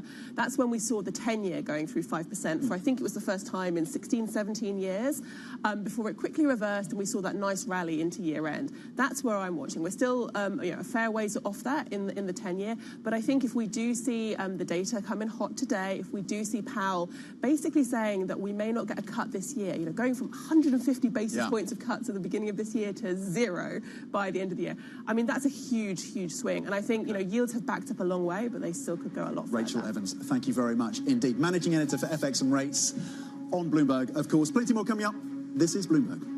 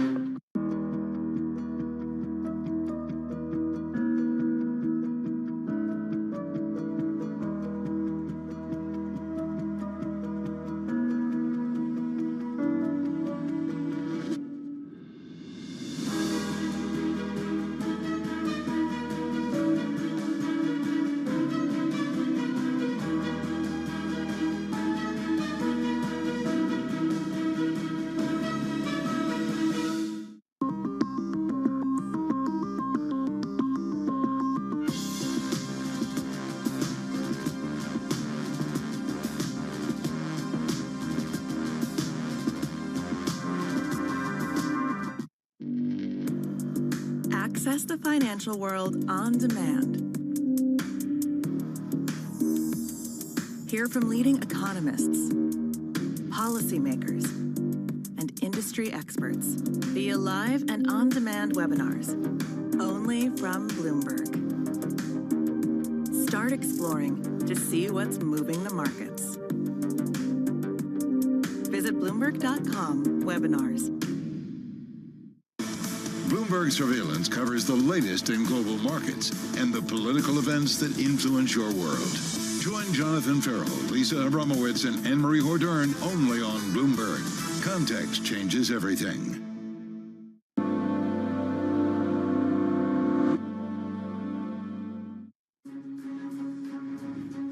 Airbus shares in the red this morning after the company reported soft results in the latest quarter. Let's bring in Bloomberg's Benny Camel, who leads our aviation coverage. What's going on, Benny?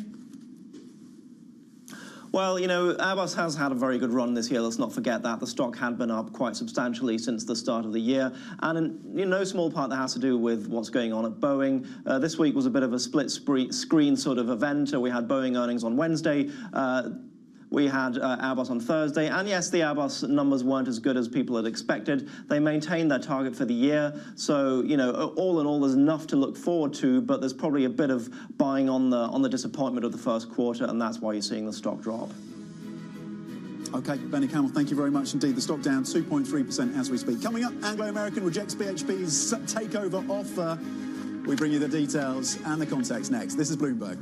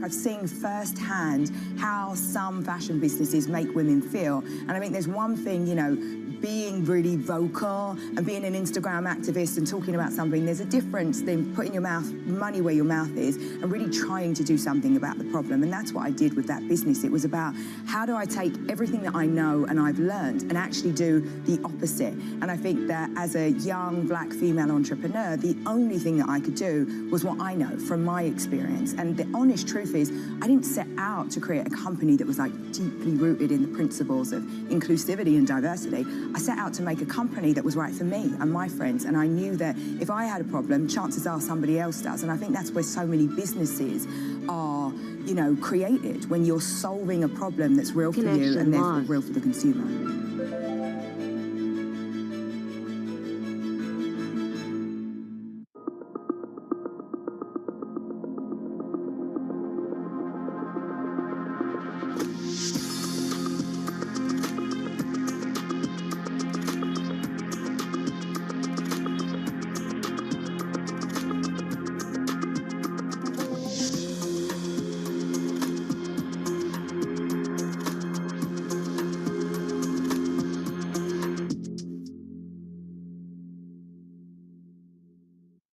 Good morning. This is Bloomberg Surveillance. This is Bloomberg Daybreak Europe. You're watching The China Show. This is Bloomberg Technology. This is the countdown to the close.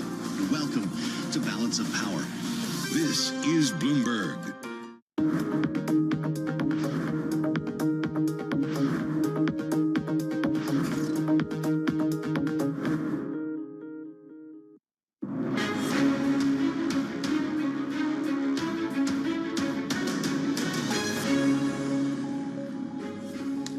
a boost from big tech after Microsoft and Alphabet impress. The focus shifting to PCE data out today. As traders pare back those rate cut bets, the yen swings close to 157 per US dollar. The BOJ holds rates steady, with Governor Ueda giving no hints to another hike. Plus, offer rejected. Anglo-American says a $39 billion takeover bid from rival BHP significantly undervalues the company. We dig into the details and bring analysis. Good morning to The Pulse. Welcome to The Pulse. I'm Tom McKenzie here in London, standing in, of course, for Francine Lacroix, checking in your markets for you with, of course, a lens and a focus on the Japanese yen. There's been some volatility in the last 20 minutes or so around this currency. Not a big surprise, given that there is intervention watch, of course, maybe a bit of fat finger trade coming through for the yen. Continues to weaken at down 0.5% versus the US dollar.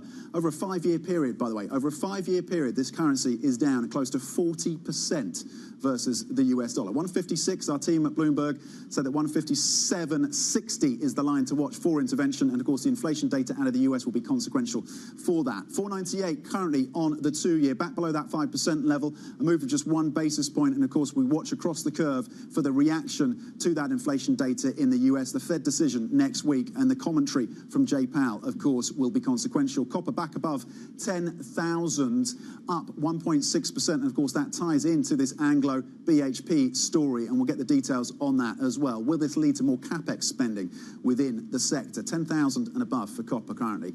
To that story then, Anglo-American's board has unanimously rejected a $39 billion takeover proposal from industry giant BHP, saying it, quote, significantly undervalues the company.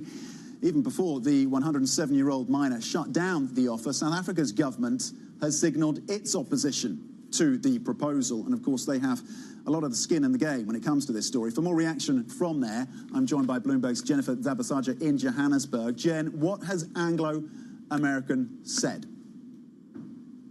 Yeah, I mean, Tom, not surprisingly, they have, as you mentioned, unanimously rejected the proposal. But the statement is really telling. If we just read part of it, they said the BHP proposal is opportunistic and fails to value Anglo-American's prospects while significantly diluting the relative value upside participation of Anglo-American shareholders relative to BHP shareholders, calling it unattractive, highly unattractive is what they say. And also noting the fact that it would create a lot of uncertainty, which has been a lot of the discussion around this proposed deal since we first found out about it on Thursday. So now the question is, what does BHP do next? And as you mentioned, a lot of the discussion too is about how is South Africa and the South African government and the shareholders here particularly going to respond to what is a very complicated structure with this company. And Jen, you're there in Joburg. What has the South African response been to this takeover bid? Well, I think what's important to note is that South Africa's state pension fund is one of the biggest shareholders in Anglo. And of course, Anglo is very significant to the Johannesburg Stock Exchange. And the BHP proposal, as you may have noted at the top of the show, hinges on the fact that BHP wants Anglo to spin off the South African assets. Anglo has a storied history in this country, employs thousands of people, and Anglo has already been going through job cuts and restructuring. And so the question is, what happens next? We actually heard from Gwede Mantashe, who we spoke with a few weeks ago about the elections, but he's saying that he is not in favor of BHP's bid for Anglo. He says he's not speaking on behalf of the government, but saying that his experience with BHP in the past has not been positive. And we also heard from the state pension fund noting how critical the South African mining is to the economy and really to all the stakeholders and the jobs that it creates in the country. It's also a major export for South Africa. So this is very complicated and will likely face a lot of scrutiny from all players. So we're going to have to pay close attention to really how this evolves. Okay, Jen Zabasaja joining us out of Johannesburg, off Bloomberg, of course, on the South African response to this attempted takeover. Jen, thank you very much indeed. At this point, let's bring in Ben Davis. We stay on this story. Ben Davis, mining analyst at Liberium. Ben, great to have you on the show for your take on this. Was Anglo right to reject this offer? It was certainly expected by most of us that they would. I mean, the premium that was kind of implied by the offer was only about 13-14% on the close. For a company that's been around for 100 years and were trading above that offer just as recently as last year, it felt like a lowball bid. on top of the fact, and kind of what they've highlighted in their statement, that, you know, this structure was very unattractive. I mean, they were asked to spin out Kumba and the Anglo Platinum stakeholdings to their shareholders, which would have created a huge amount of flowback uncertainty. We saw it with Thungela a couple of years ago. That whole register nearly flipped within 10 days. So to try and, you know, accommodate that would be incredibly difficult. What is the BHP rationale for pushing for that restructuring that, as you say, has all those complexities? Yeah, it feels, I mean, part of it is probably a size issue, so it would be an easier business to absorb. But clearly, it sends the signal that they're not interested in South African assets. They've already made that clear when they spun out their other South African assets with the South 32 vehicle. So I can see why the South African government might be a little sensitive them doing it second time around. What would be, do you have a view on what an attractive premium or an appropriate or a fair premium would be for this business? It would have to be, it would be, I mean, for us, we're looking for at least 30% to the close, I think, for that to be considered by the board. But even then, it is challenging. I mean, the reason why Anglo flags this as being so opportunistic is that they have massively underperformed the rest of the sector over the past 18, 24 months or so. So, you know, this is ever since they've had, like all mining companies, have had a bad run of operational mishaps. Some of them their own fault, some of them infrastructure related in terms of what's actually happening in South Africa. So, for BHP to come in now is always going to seem like a bit of a timing wise. A lot of speculation that it won't just be BHP making a bid for this company. Who would top the list of other potential contenders? How much appetite is there within the mining sector for this business? So compared to where we were in 2012, where people were just trying to buy anything and everything, it's got a lot calmer. We saw Glencore Tech last year. They probably got their hands full with that as that goes through the regulators. So it's not a long list of people. Probably Freeport and Rio Tinto are the top two names. But Rio Tinto, in my mind, is probably the one that is most willing to do the deal. They've said themselves, or certainly in recent commentary, that they're builders, not buyers, particularly when it comes to things like lithium. But at the end of the day, Anglo American is one of the very few assets or companies around which is somewhat in play that could be acquired. And if BHP, I don't think their current bid obviously has not been successful, but if they come back with a bit more, they're not going to just let BHP get their hands on it. So I expect their tune will change quite rapidly over the next couple of weeks. Okay, so we watch for that from Rio Tinto. How do you see this? I mean, you touch on it, you nod to it. How do you see this, Ben, unfolding in the weeks and months ahead? It's not going to get out of control. I don't see, we're not expecting big cash bids or, real kind of where we were back in the super cycle day, kind of charge days.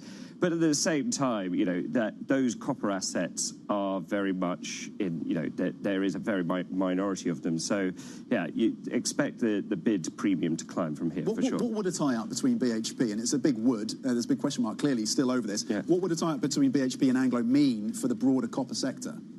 Yeah, it's one for, what the regulators would be considering. I mean, it would make BHP the clear biggest copper miner in the world. They're already actually overtaking Codelco because of Codelco's poor performance.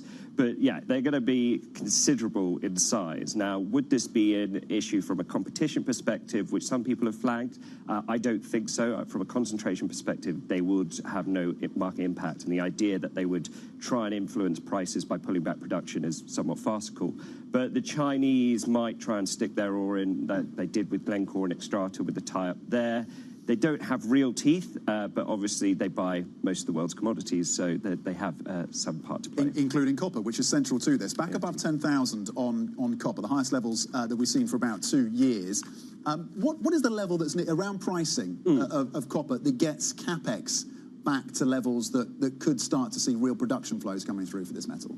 Yeah, you definitely need good prices to get these bigger projects off the ground these days. Glencore has, certainly signalled out saying that they want to see copper sustainably above 10,000 before they start trying to do greenfield copper projects like El Pachón in Argentina, so on and so forth. But at the end of the day, we recently did the CapEx analysis. It's incredibly highly correlated to just whatever happens in the previous year's moves in terms of prices. So absolutely expect copper CapEx to be up, 10-15% above consensus estimates. And briefly on prices, I don't know if you have an outlook for the rest of the year, but does it look stretched at this point? Is there further upside for copper, do you think? Certainly our in-house view that it's overdone the move. If you look at a lot of the physical fundamentals, the other kind of short-term indicators like physical premium in China, that's collapsed to zero. There's not appetite for physical metal demand. There's plenty of inventories available. There's not really a concern at this level. It feels like a big speculative push. So when that unwinds, timing that is always difficult. People have very strong and long-held beliefs that copper is going higher for longer, but this one feels a bit premature. Okay, smart and timely analysis from Ben Davis, mining analyst at Laberium. And, of course, before that, Bloomberg's Jen Tabasaja on Anglo-American's rejection of BHP's $39 billion takeover bid. And, of course, the view from South Africa. But this story, it seems, has legs. A reminder, Jen will be leading our coverage of South Africa's election next month. Catch that special next Friday on Africa Amplified. Coming up, US Secretary of State Antony Blinken is meeting with President Xi Jinping in Beijing. He got the meeting.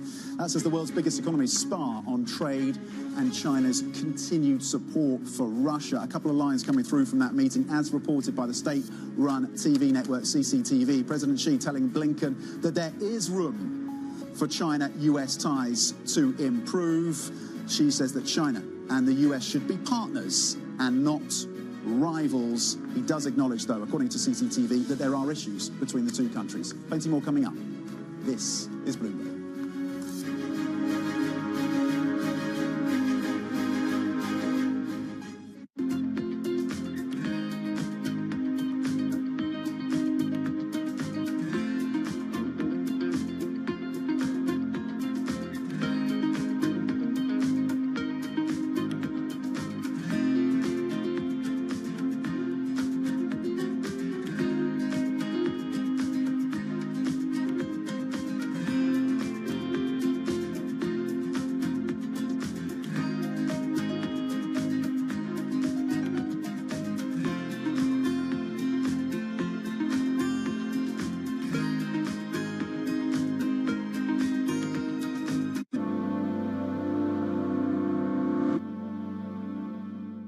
Bloomberg has enhanced search on the terminal to deliver what you need when you need it. Now, you can simply type phrases in everyday English in the command line. Compare financials. Find people. Analyze markets. You can enter phrases or ask questions. What do you want to know today? Ask a question or visit SearchGo to find answers now.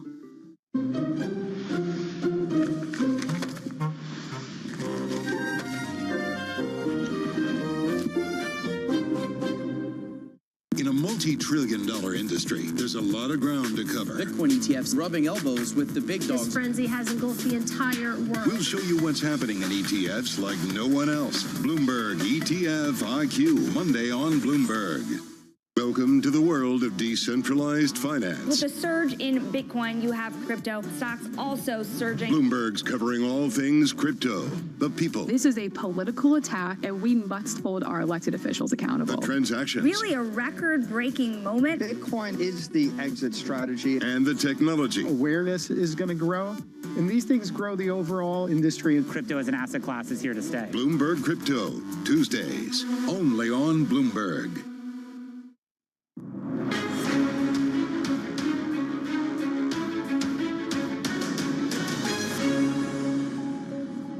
Welcome back. Now, US Secretary of State Antony Blinken has been meeting with Chinese President Xi Jinping. A couple of lines crossing from that meeting. Again, as reported by the state-run TV network CCTV, President Xi telling Blinken there is room for China-US ties to improve, acknowledging that, of course, there are issues between the two nations. President Xi saying China and the US should be partners and not rivals. Earlier, China's top diplomat, Wang Yi, warned Secretary Blinken that problems are mounting between the two countries, even as relations stabilize. The China-US relationship is beginning to stabilize. Across the areas, our two sides have increased dialogue, cooperation, and the positive side of the relationship. This is welcomed by our two peoples and the international community. But at the same time, the negative factors in the relationship is still increasing and building.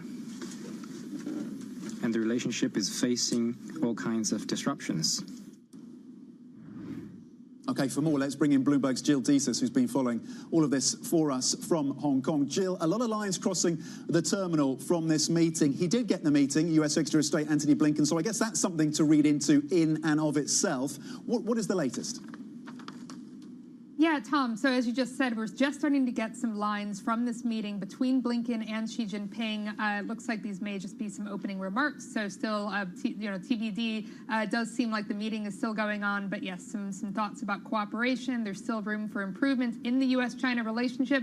Did think it was interesting that Xi kind of opens there saying, that there has been some progress there made in the last couple of months, because as you and I know, Tom, and as our audience knows as well, this has been a very, very contentious relationship during a very contentious political year, particularly for the U.S., which is gearing up for an election later this year. I mean, we've seen, some additional talks of potential sanctions from the U.S. on China, particularly as it relates to maybe some Chinese businesses that the U.S. believes is still working to supply Russia with funds in its war against Ukraine. So I think that there's a lot here that is, very, very tricky. But as of so far, I mean, look, Antony Blinken, he met with Xi when he was in China last year. So I think just the fact that he's able to secure yet another meeting with the Chinese leader does indicate that there's, still that level of progress that's continuing in this relationship right now.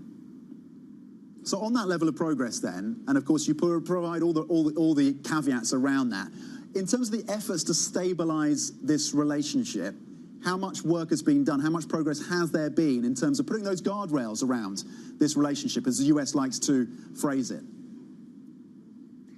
Well, Tom, I think just the fact that you continue to have really high-level, top-level U.S. officials that are traveling to China does indicate that the U.S. cares, certainly about managing this relationship. I mean, from the U.S. perspective, we've seen a lot being done under the Biden administration to set up those kinds of guardrails and actually to kind of, take action to curb a lot of China's technological ambitions in particular. I mean, just look at the number of, sanctions or restrictions on, China's access to, external technology that have been applied in recent months over the last year, especially when it comes to those high-level advanced tech, semiconductors, that kinds of things. I mean, there's a lot that's being done from the U.S. side to pressure China. I mean, look, earlier today, and China's responded on this. Earlier today, Blinken sat down for 5.5 hours with Foreign Minister in China, Wang Yi, where the Foreign Minister in China actually brought this up and said that, a lot of these curbs that the U.S. has placed on China to sort of curb its economic development is actually, maybe, unnecessary. I mean, this is a line that we've heard repeatedly out of China. So I think that continues to be a line of tension as well. 5 hours. Yeah, that's a substantial amount of time, isn't it, for the two to meet? And let's see and let's hope that maybe some progress was made on some of these fronts. Jill Desus with the analysis on these meetings. Of course, the US Secretary meeting with Chinese President Xi Jinping in Beijing. To France now. Fitch and Moody's due to upgrade their ratings on France this evening, 1 month after the country revealed a larger deficit than expected for 2023. Bloomberg's Caroline Conat looks at whether this could put an end to the no-tax increase mantra of Macron's government and the potential consequences of a downgrade. Protests in France last year over pension reform were a political blow for President Macron. Still worse, savings from it were not enough to keep the fiscal deficit under control. The gap jumped to 5.5% of GDP, far higher than the official target. With slower growth, meaning lower tax receipts, the finance minister will have to find at least 20 billion euros in spending cuts in the next budget. So now, what direction should we take? Restore our public finances, go back to a deficit below 3% in 2027. This is the commitment I'm making. A commitment that's unlikely to be met, according to Moody's.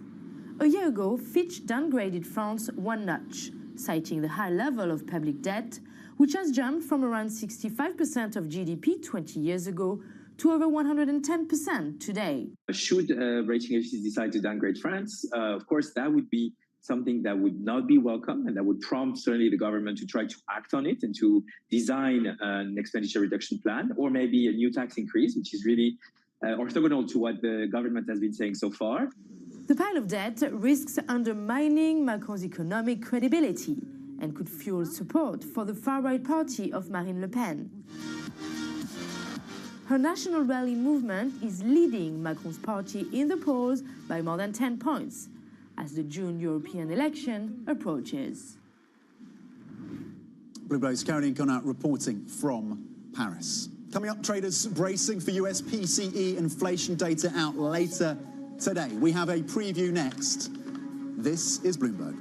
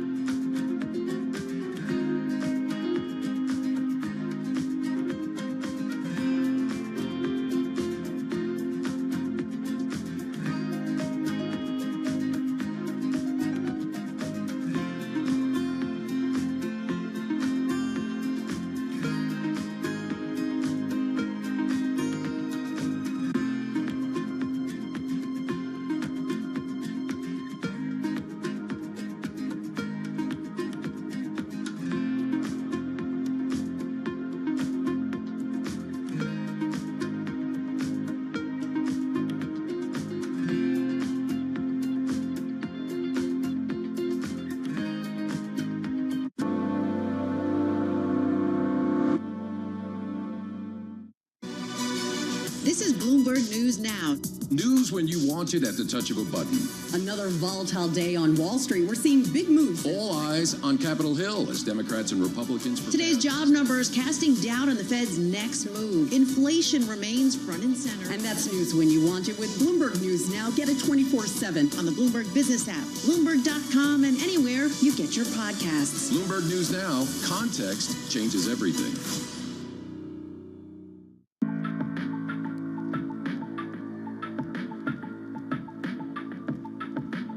This is Bloomberg. Bloomberg covers the world with unmatched reach and resources. From more than 120 countries, the moment news breaks, 24 hours a day. Bloomberg, context changes everything.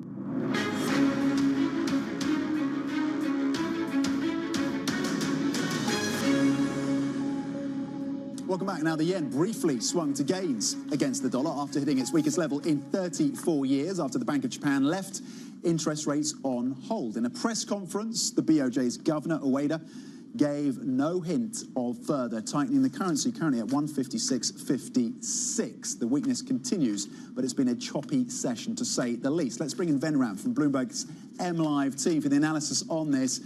Ven, what do you make of what we've been seeing around the currency, what we've heard from Ueda, and the Bloomberg economics team suggesting this ultimately was a dovish hold? Wrap it all together for us and explain the market reaction to this, Ven.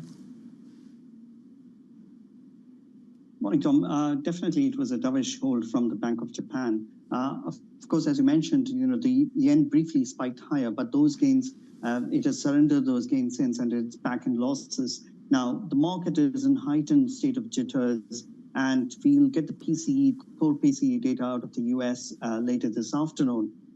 If the core PCE data show accelerating inflation, then that means that the U.S. Fed is going to prioritize inflation over the softening in the economy that we are seeing, and that will mean higher real rates in the U.S. That in turn will push the USD JPY pair higher from here, and you talk about towards 160 in the coming weeks. Yeah, go on, Tom. Yeah, so sorry. 160. Yeah, so we could be looking at 160. That's really interesting in terms of further weakness. And we know that the team, of course, at Bloomberg have suggested that looking back at commentary from Ministry of Finance officials in Japan, 157.60 could be the line at which they intervene. Ultimately, you think it gets to 160 potentially. And the PCE, of course, as you say, is going to be consequential in that out of the US. Given what we saw on growth yesterday, the price pressures that we saw again picking up yesterday, and then the preview of PCE today, how do you see all of that evolving, Vem, and the rate expectations for the Fed? How consequential is this print going to be today? It's going to be hugely impactful for the markets, because what we saw yesterday was that the economy is softening, but it's still hugging the trend growth that the long-term trend growth in the US. So at this point of the time, the Fed has a dual mandate, one on employment, one on inflation. At this point of the game, they are still going to prioritize inflation, because we have seen that those numbers consistently point to stickiness in inflation. So at the moment, they are going to prioritize inflation over unemployment, over economic softness. And that will mean that the markets will rightly price out any chance of a rate cut 24 if we get a very strong print later this afternoon. And that will mean that the USD JPY will push higher. Whether they come in at 157.60 or higher than that will depend on the speed of the move rather than particular levels of the currency. And mind you, the MOF and the BOJ are going to be looking at the yen not just against the dollar, but against a basket of 30 currencies. Okay. Ben Ram with the strategic lens on that PCE data. We leave you a check of US tech. This is Bloomberg.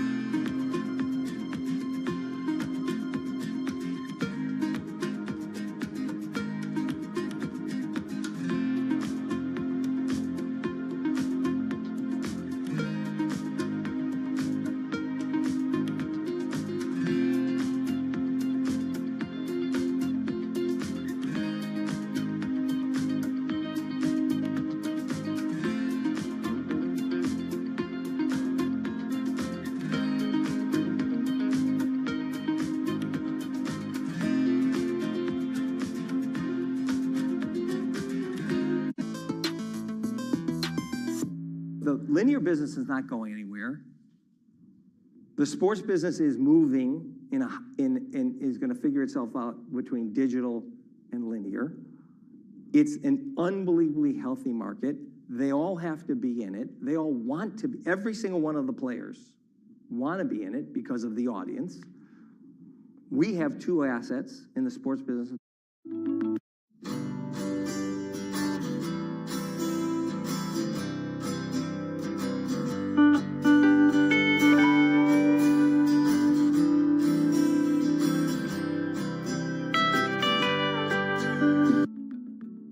Okay, today I'm going to talk about how to succeed with a startup.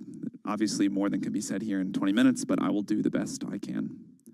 The most important thing, the number one lesson we try to teach startups is that the degree to which you're successful approximates the degree to which you build a product that is so good, people spontaneously tell their friends about it. Startups always ask us for the secret to success. They always want to believe it's something other than this, because this is really hard to do. But this is it. If you can build a product that is so good, people spontaneously tell their friends about it, you have done 80% of the work that you need to be a really successful startup. If you think about the most successful companies you know, Google, Facebook, whatever, you probably found out about them because a friend of yours said, you got to try this, it's great. So this is the bar. Something that people love so much they tell their friends about it. One important indicator for a product like that is a product that's simple to explain and easy to understand. If you can't explain in a few words what you do, and if at least some people don't say, oh, that's pretty interesting, that's usually a mistake. It's usually a sign of unclear thinking or a need that is not big enough.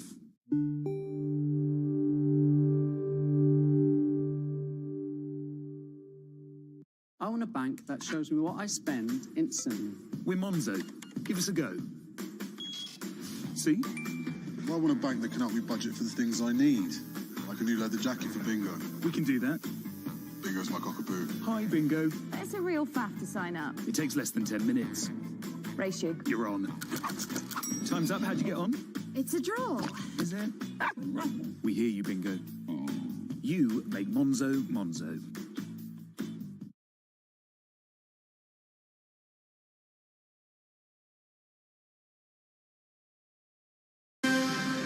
Good morning from our global headquarters in New York. I'm Manus Cranny alongside Danny Berger. Welcome to Bloomberg Brief. We're going to set your agenda.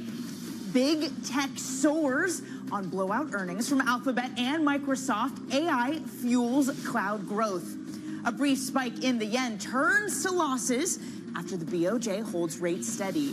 And Anglo American rejects BHP's takeover bid, saying it significantly undervalues the company. Good morning, Manus. Very good morning, Danny. It was a massacre in tech yesterday. $400 billion was wiped off the value of the NASDAQ. That was Meta. And then came the truth and reconciliation moment. People are spending on tech, on the cloud, in AI, at Alphabet and at Microsoft. And that has delivered a furious rally. Alphabet adding back $230 billion in market cap. We're going for a $2 trillion valuation on Alphabet. The stock you can see at the bottom of your screen. It rallied furiously. Dan Ives over at Wedbush. Rumors of Alphabet's demise are greatly exaggerated. $205 is the price target. We're going to get the PCE today. We're ticking down by a couple of basis points. I love what Bill Gross put on Twitter yesterday. The day the music died. Of course, he's talking about the yield at going towards 475. Why would you own bonds when you should own T-bills? There has been no intervention in dollar yen. We're going to spend a little bit of time on this. I would say that the Japanese are waiting to see what happens with the PCE and the Fed. We're now down to one rate cut from the Fed. Will that be washed out on the back of PCE today? 2.6%. That is the headline number that we're aiming for. Danny, good morning. Good morning, Manus. George Saravelis over at Deutsche Bank just sending out a new note on the yen, saying that we think that the losses in the yen are warranted and that this finally marks the day when the market realizes that Japan is following a policy of benign neglect for the yen. Manus, he goes on to say, why would they intervene? Yen weakness is not bad for Japan. There simply isn't enough inflation, and negative real rates, they're great for the country. You can still go on Poshco and get your apartment, your snow apartment in Japan. Much better value. The dreams are alive. Where dreams come true on Bloomberg Brief every day. Benign, quite impotent. You either need a trifecta, as we've seen from Janet Yellen to South Korea and Japan. It's either all in or no one's in. Yes, but maybe enough shorts and you can really bully them around. But in the meantime, Manus, it's all big tech. It's all about big tech. We bully big tech every day of the week. So the AI boost is coming through once again. Microsoft and Alphabet both showing confidence in their spending on technology and cloud computing. In FY25, that focus and execution should again lead to double-digit revenue and operating income growth. To scale to meet the growing demand signal for our cloud and AI products, we expect FY25 capital expenditures to be higher than FY24. Alex Webb is with us now to start the conversation. Let's just dig into the Microsoft numbers first of all, Alex. I mean, it was a glowing report for Alphabet. Microsoft doing very nicely as well. And this is all about the commercial side. Just looking at some of the reports, the Azure product providing the clearest evidence yet of an acceleration and their leading position in AI. Yeah, so AI very much the cherry on the cake. There are a lot of the other businesses also doing very well. The cloud business, Azure, as you say, enjoying about a 35% growth rate in the quarter. Something like 7 percentage points of that were directly attributable to AI. So it's providing a real tailwind, starting to look like a real business. Don't forget that AI right now is the way they make the money is by selling the cloud capacity on which it runs. The AI itself isn't necessarily all that lucrative. It's the juicy margins, often sort of 85% gross margin you can get in the cloud, that is making this so successful right now for Microsoft. And in terms of the cloud narrative, this is where Alphabet, as it were, re-accelerated. I like what Dan Ives wrote overnight, which was, you know, much has been made of Alphabet's demise. Let me just get you the exact verbatim, which is rumors of Alphabet's demise are greatly exaggerated. He's got an outperformance $205 on the stock. And this is about belief in the catch-up trade of Alphabet relative to their peers. Yeah, I mean, look, there's a double punch on Alphabet, really, because you've seen a resurgence of the advertising business. That's certainly helped to an extent by the Olympics coming up this summer. That often provides a huge boost to advertising spending. Of course, the economy also picking up. That remains the lion's share of their business. But Google Cloud, for a long time, they've been trying to push it as the alternative pillar, you know, the other leg they can lean on for growth, but it has been the laggard compared to Microsoft and Azure, Microsoft and Amazon, who are the market leaders in the cloud. What we're seeing now, of course, is that Google really is a leader in AI, despite some of the issues with Gemini in the past. And so it is starting to be quite profitable itself. The market had been expecting something in the order of $600 million in profit from Google Cloud. In fact, they've sort of blew that out the water with $900 million in profit. So AI is actually helping Google to start making real traction in the cloud space. And Alex, I mean, all of this just stacks up, I think, to show how maybe poor Meta's earnings were in retrospect, especially when you have someone like Snap, kind of the laggard in the advertising space, the one that seemed to not have it together, having such a blowout quarter. I suppose the challenge is, of course, with Meta is that the expectations were extraordinarily high. The stock had more than doubled in the past year. Google, Alphabet hadn't enjoyed anything like that. Snap, of course, is often seen as a bit of a second-tier player when it comes to both social media, and then the advertising business that comes along with it. So that does, of course, mean that you don't have to change very much. You just need a few wins at Snap, and actually it can make quite a big difference quite quickly. The thing that a lot of people have been attributing the gains at Snap to has been direct response advertising, where you see an ad in the app and then you're invited to you can provide your email address or click through and actually take an action. That seems to have been where they've made a lot of headway. And the one thing Snap has that's a little bit different from some of the competitors is they have an audience which isn't all that easy to find elsewhere. Sort of young, pretty influential audience, trends-making audience, which is on TikTok to an extent, but Snap will say that they have a safer platform than TikTok. Yeah, I mean, we're the young and influential audience in this house. It's got to be said, actually, as well. I mean, you said we very, very carefully. I said we. I mean, I'm always hopeful. Are you on Snapchat, Manus? No, the aggregate. Actually, I think I might have tried. No, I haven't tried Snapchat. I've thrown mud at pretty much everything else. I'm not too bad on TikTok. I hope they don't ban it. Right, let's... He's a TikTok star, actually. TikTok star. Don't forget the buyback and the dividend at Alphabet as well. I mean, that was one thing which I should have mentioned at the start of the show, which is welcome to the club. Talk to me about Intel, because again, it is about the forecast, and that remains challenging at Intel. Yeah, the thing is with Intel, at least sort of technologically, is they're having to work very hard to sort of stand still, right? Their competitors were early movers with extreme ultraviolet lithography technology. That's really the bleeding edge that's used to make the tiniest, most efficient chips. Intel was a slow mover on that. Now it's starting to catch up, and it's pivoting more towards a foundry business, or expanding its foundry business. That's when you make semiconductors from designs from other companies. So, for instance, NVIDIA and Apple, they design chips, but then they commission TSMC to make them. Now, that pivot is still not complete. They are still working very hard to ensure that they have all the EUV, extreme ultraviolet lithography, capacity that they need, but also to build out that foundry business. And it isn't moving quite as quickly as I think investors would like. Alex, we appreciate it. A huge week for tech. Alex Webb wrapping things up. Manus, let's get to some of the other top stories now that are trending on the terminal this morning. More tech for you. Elon Musk's AI startup, xAI, is close to raising $6 billion from investors. The funding round would value the company at $8 billion. Sequoia Capital is said to be one of the investors participating in the deal. Chinese shopping platform Meituan is eyes Riyadh as the first stop in the expansion beyond China. Now it plans its debut of a food delivery platform in the Saudi capital, competing with Delivery Hero and Uber. The move comes as Saudi Arabia looks to increase investments in tourism. How about a little bit of Remy Cointreau at 5 a.m. in the morning? Shares are up after saying it's seeing better demand for its pricey cognac in China. Remy and other premium spirit producers have been seeing weak sales in the region and the U.S.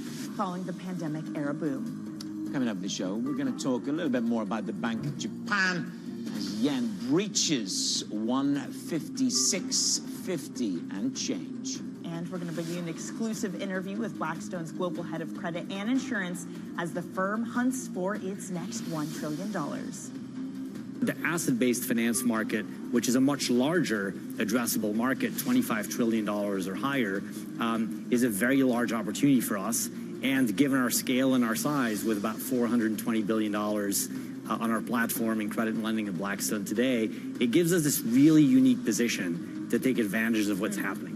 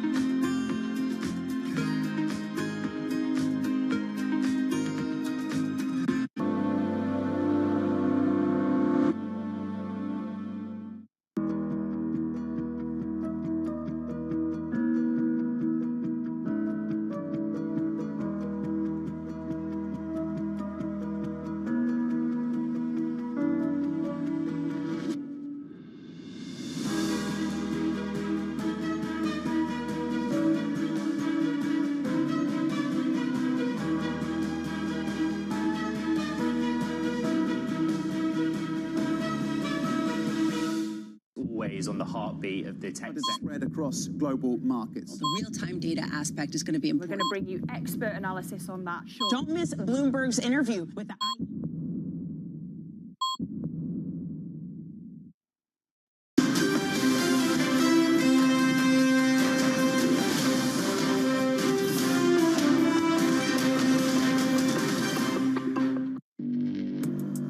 Access the financial world on demand. Hear from leading economists, policymakers, and industry experts via live and on-demand webinars, only from Bloomberg. Start exploring to see what's moving the markets. Visit Bloomberg.com/webinars.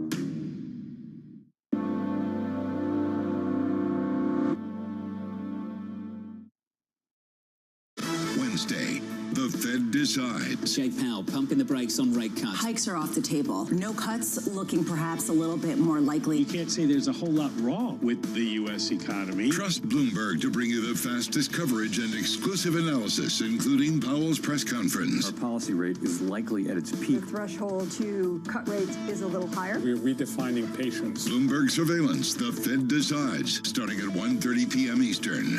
Context changes everything.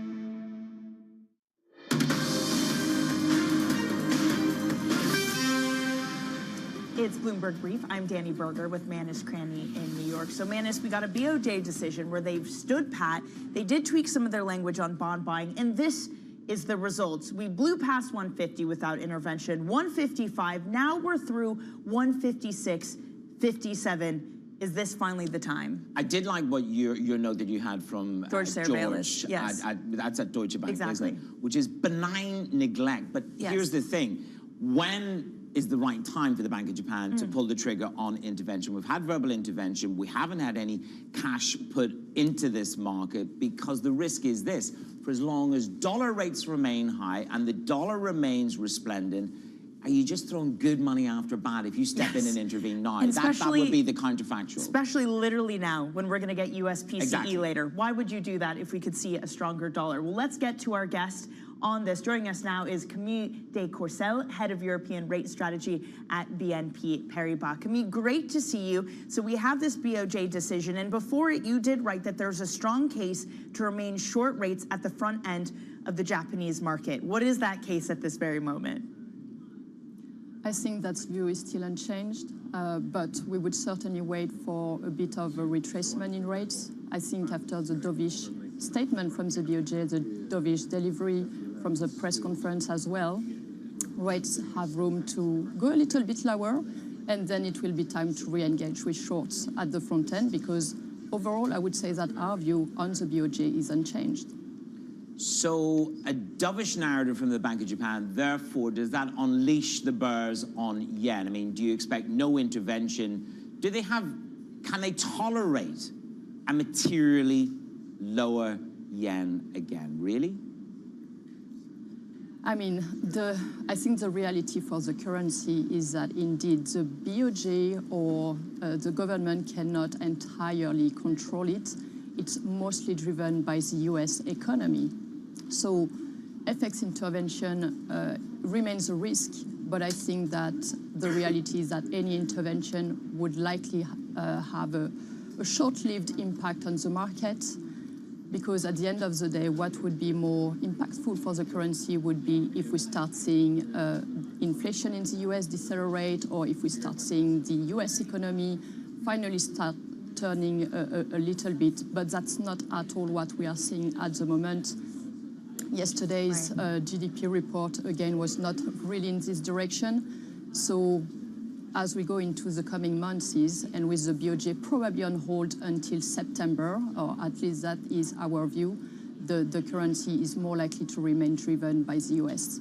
Well, not even just the pain for Japan, Camille. It's a problem that the world is grappling with a strong dollar. We saw that clearly at the IMF. We saw that with countries like Malaysia, Indonesia having to step in to defend their currency. But when it comes to the EU, Manus and I spoke with Jane Foley on Monday, who said Europe would welcome a weaker currency. They would welcome the growth that comes with that. Do you think that's right? And perhaps part of what's behind their continued declaration of independence and freedom from what the Fed does? I think for Europe, it might be a little bit different. I mean, in terms, for example, of currency for euro-dollar, we don't really think that euro can break below 106. The reality is that if you look at the latest PMIs, what we are seeing finally is signs that the Eurozone economy is starting to rebound. We have the same signal from the UK economy. So we could start seeing a shift from the investors' perception towards Europe, which until recently has always been that the European economy is much weaker than the US. In fact, we are now seeing in the rates market, if you look at euro rates yesterday, we had an impressive sell-off, which for us is justified by many factors, including inflation risk premia, which is rebuilding higher with the geopolitical tensions, but also the supply factor, which is still important for the term premia, and which could still push rates a little bit higher as we head into June, when we have a peak in net issuance across G3 economies. So euro rates have been a bit slower for sure than the US in the latest repricing higher, but we are finally seeing some catch-up on the back of the economy, but also on the back of inflation. And when it comes to inflation risk, for the Eurozone, the US development are certainly something to keep an eye on, because what we have seen between the US core CPI basket, if you remove the items which are not included in the Euro core CPI basket, what we have actually seen across this cycle is a very strong co-movement. So what's happening in the US right now, and this reacceleration of inflation, is certainly highlighting the cautious ahead for the ECB and for rates market as well.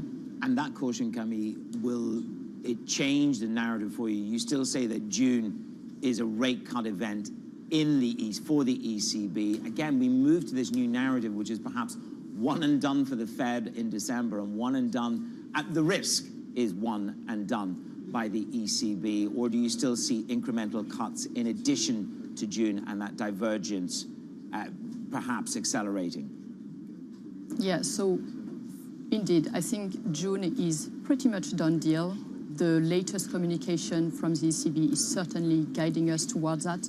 Even the most hawkish members are still talking about June. I think one good reason for that is the fact that the last hike, the September hike, was delivered as an insurance against the potential of upside surprises to inflation. That risk didn't materialize. So it looks to us like the ECB is pretty keen to unwind it. But once June is done, I think there is a clear question, clear uncertainty as to what the ECB is going to do next.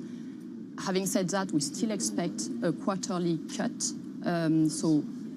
September, December for this year at least, but the risk is certainly towards less cuts or just delayed to cuts, similar to elsewhere. Camille, appreciate your time this morning. Enjoy the rest of your Friday and your weekend. Camille Ducourcel of BNP Paribas. Man, it's a quick check on what the mega cap giants are doing this morning, and they are up. It is a diverging fortune between Meta and the rest of them. I think the interesting thing here is they're all spending so much on CapEx, but the difference between Meta and the rest of these is that there's a clear path to monetization and to rein in costs. Think of it also as well. What is your tolerance for moonshot lab businesses inside these companies? And there's a very, very clear narrative here because Alphabet and Google, they also have moonshots as well. Yeah, but one of them is search, another one is Ray-Ban glasses. There you go. There's the differentiation. So it's about which level of moonshot ability are you prepared to tolerate. Anyway, $400 billion worth of a tech bloodbath yesterday, and Alphabet gives a dividend and a buyback. Go on, Alphabet. She's up $230 billion and counting.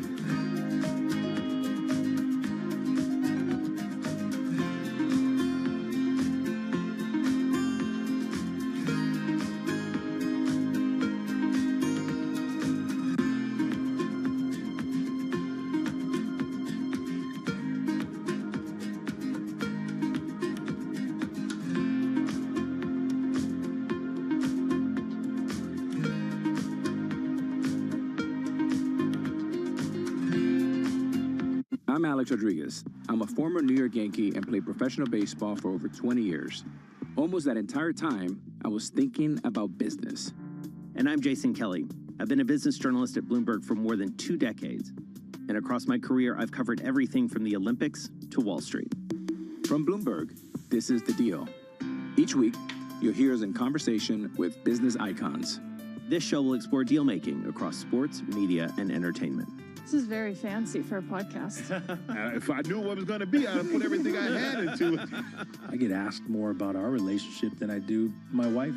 You know what I'm saying? This is a show where we talk with big-time athletes and executives about the wins, the losses, and lessons learned along the way. This show is called The Deal. The Deal? The Deal. The Deal. That deal. The Deal. Huge deal. Who dug this up? What are y'all in trouble? Wow.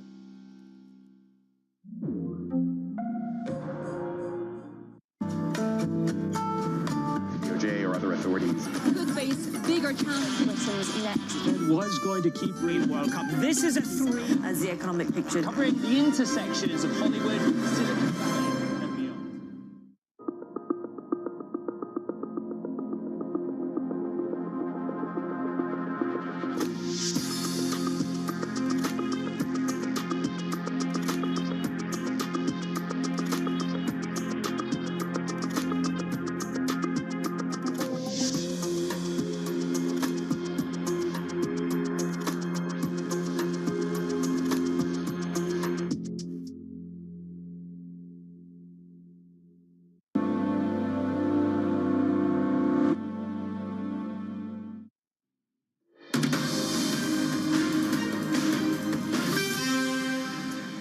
Bloomberg Brief. It's Friday. We got you there. I'm Managed Cranny, Danny Berger. She didn't break anything. I've tried.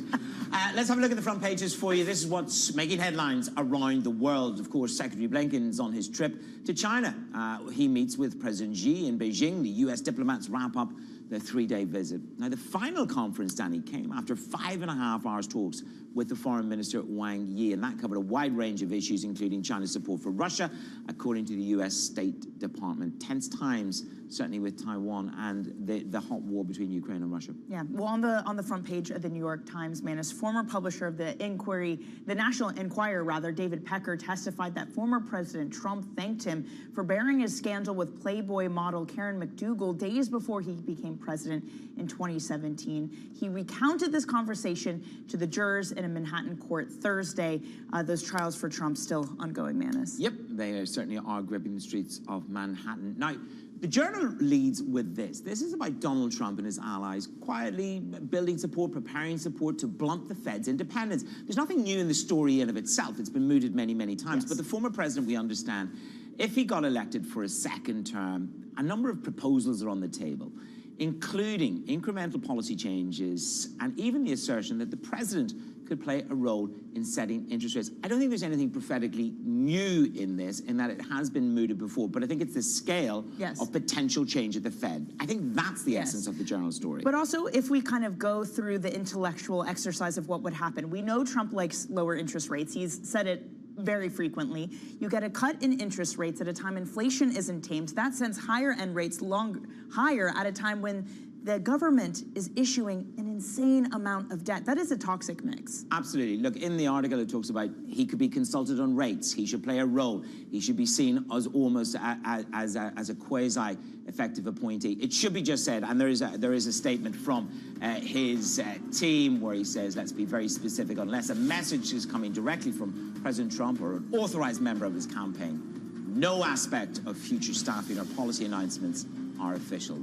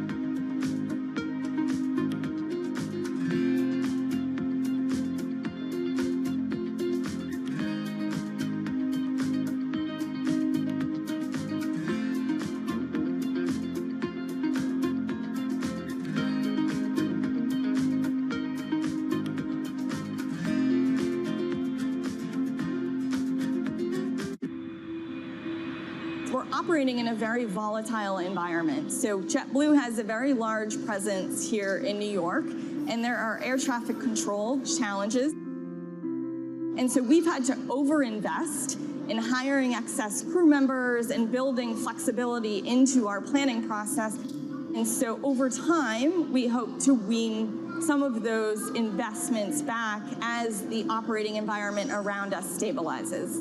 We made the decision early on that we were only going to invest internally on key differentiating technologies, and clearly the powertrain is the key differentiating technology. So our investment is a recurring investment with respect to the powertrain team, the battery team, which is part of it, the engine team, electric engine team, which is part of it. And we also have a lot of non-recurring costs with the other components because we're not developing those internally. We're using the existing aerospace defense supplier base for most of the other components. We invest a lot in the offices, that you feel home, that you can actually be at your best yourself, and people work very differently. We take a lot of input from the sports world, actually, the athlete spirit, right? Building a sports team that can perform at the best, but also talking a lot about the explorer spirit. How can we really tap into new things, continue being disruptive? We have 80 different nationalities at On. It's very important to have a diverse team because we have a very diverse landscape of customers.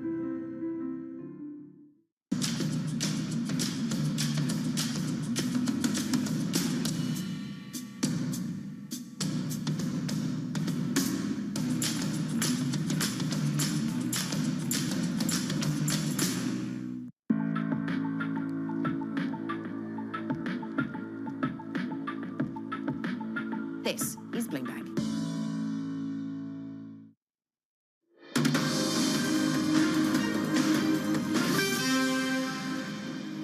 From our global headquarters in New York, I'm Danny Berger with Manus Cranny. Let's set your agenda. Big tech soars on blowout earnings from Alphabet and Microsoft. It's AI that's fueling the cloud growth. A brief spike in yen turns to losses as the Bank of Japan holds the line on steady rates. And Anglo-American rejects BHP Billiton's takeover, saying it significantly undervalues the company. Well, that was expected, wasn't it? Danny, good morning. Good morning, Manus. It was, and look, we're expecting more, maybe more bids, more conversation. We'll get to that shortly with our Guy Johnson. NASDAQ futures, Manus, up 0.8%. It was the magnificent duo that came to save the day, that got the market's groove back. AI, it is clear that those bets are paying off, that the spend is perhaps worth it. Meanwhile, U.S. 10-year yields, U.S. 2-year yields, there we go, switching it up on you. U.S. 2-year yields, little change this morning, but yesterday we did breach 5% at one point after that GDP reading that had elements of a hotter economy in it, of hotter inflation. We're going to get PCE later today, but the PCE within the GDP, that was also higher than expected. Finally, the yen, Manus, that is also weakening this morning by 0.6%. The action this morning has been weird. Around 4 a.m., we had this huge spike of strength in the yen. That quickly peters out as it becomes clear, as George Servelis over at Deutsche Bank puts it, we are now in an era of benign non-intervention from the BOJ. So the BOJ is not going to save the day, but Alphabet and Microsoft will, Manus. Absolutely. After a $400 billion wipeout, go on Alphabet, adding back $230 billion and going for a $2 trillion valuation. But it's interesting that you talk about what's happening with the Bank of Japan. This is the very essence of catching an FX market by surprise, which is just when you think that there is no risk of intervention. But the question is, how much latitude will the FX, how much latitude does the Bank of Japan and Ministry of Finance really have?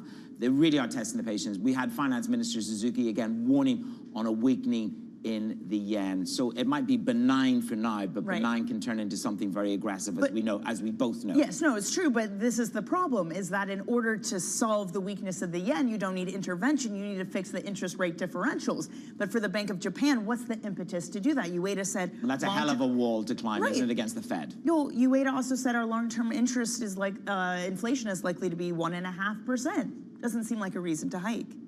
Give him a call. My Japanese is lacking, although he speaks excellent English, so, you know, I just feel guilty. Okay, anyway, Manus, to the tech story. Earnings. The latest earnings out of Alphabet and Microsoft.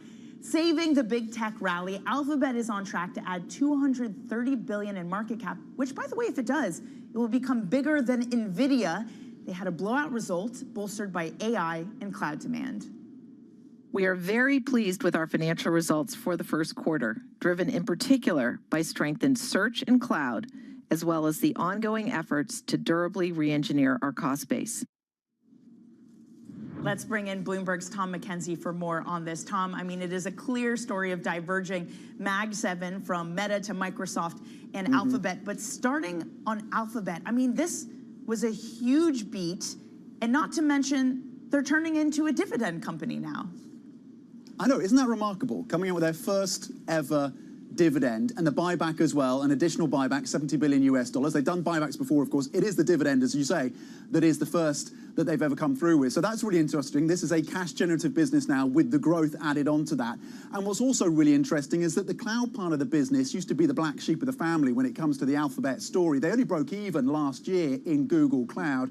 This time around in this quarter, you're coming through with profit of $900 million US for Google Cloud, well above the estimates. The AI play, all that investment is now paying off for Alphabet. And interestingly, of course, the key driver still of revenues for this business, search, still performing well as well. YouTube, search, and Google Cloud all coming together for a glorious trifecta for Alphabet. But really interesting, it's the outlook that is pinned to Google Cloud that's going to be of most interest. As you say, this could be a company that's looking to add, what, $230 billion to its market cap, as Manus was saying, on the back of this. The investments around AI paying off for Alphabet.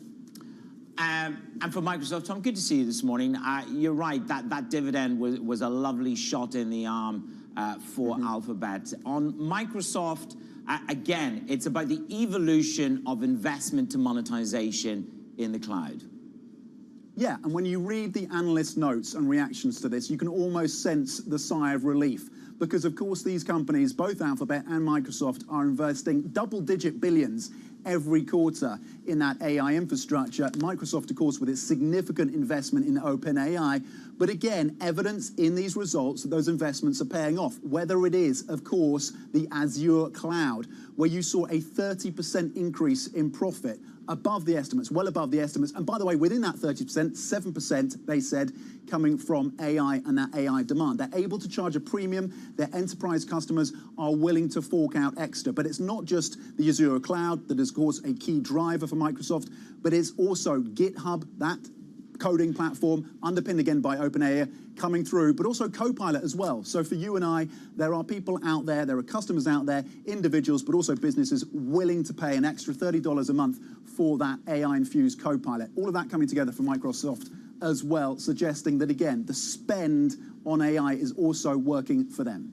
Yeah, and then, of course, the magic sauce for all the central banks is at what level does AI really kick in with a productivity boost, if at all? Just go and have a little bit of a read around some pretty interesting stuff, questioning the gargantuan assumptions on AI and productivity. Tom, thank you very much. For now, we'll take it as a win, turning the tech bloodbath around. Now, Anglo American, this is the mining company, the board that unanimously rejecting $39 billion takeover proposed by the industry giant BHP, saying this: it significantly undervalues the company. It is seen as being opportunistic by the Anglo chairman. Guy Johnson is with us. So, Guy, I don't think anybody's deeply surprised with this rejection, but how long does the dam of rebuttal hold up? Good morning. Good morning, Manus. As you say, it's not a surprise that they're rejecting it, but I think you've got to look into the deal and figure out exactly what is going on here to get to grips with the complexity of what is happening.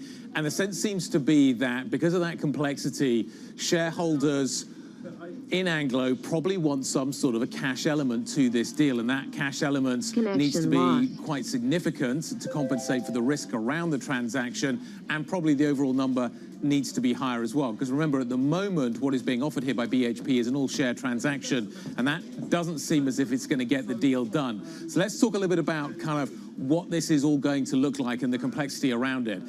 There is, first of all, the price.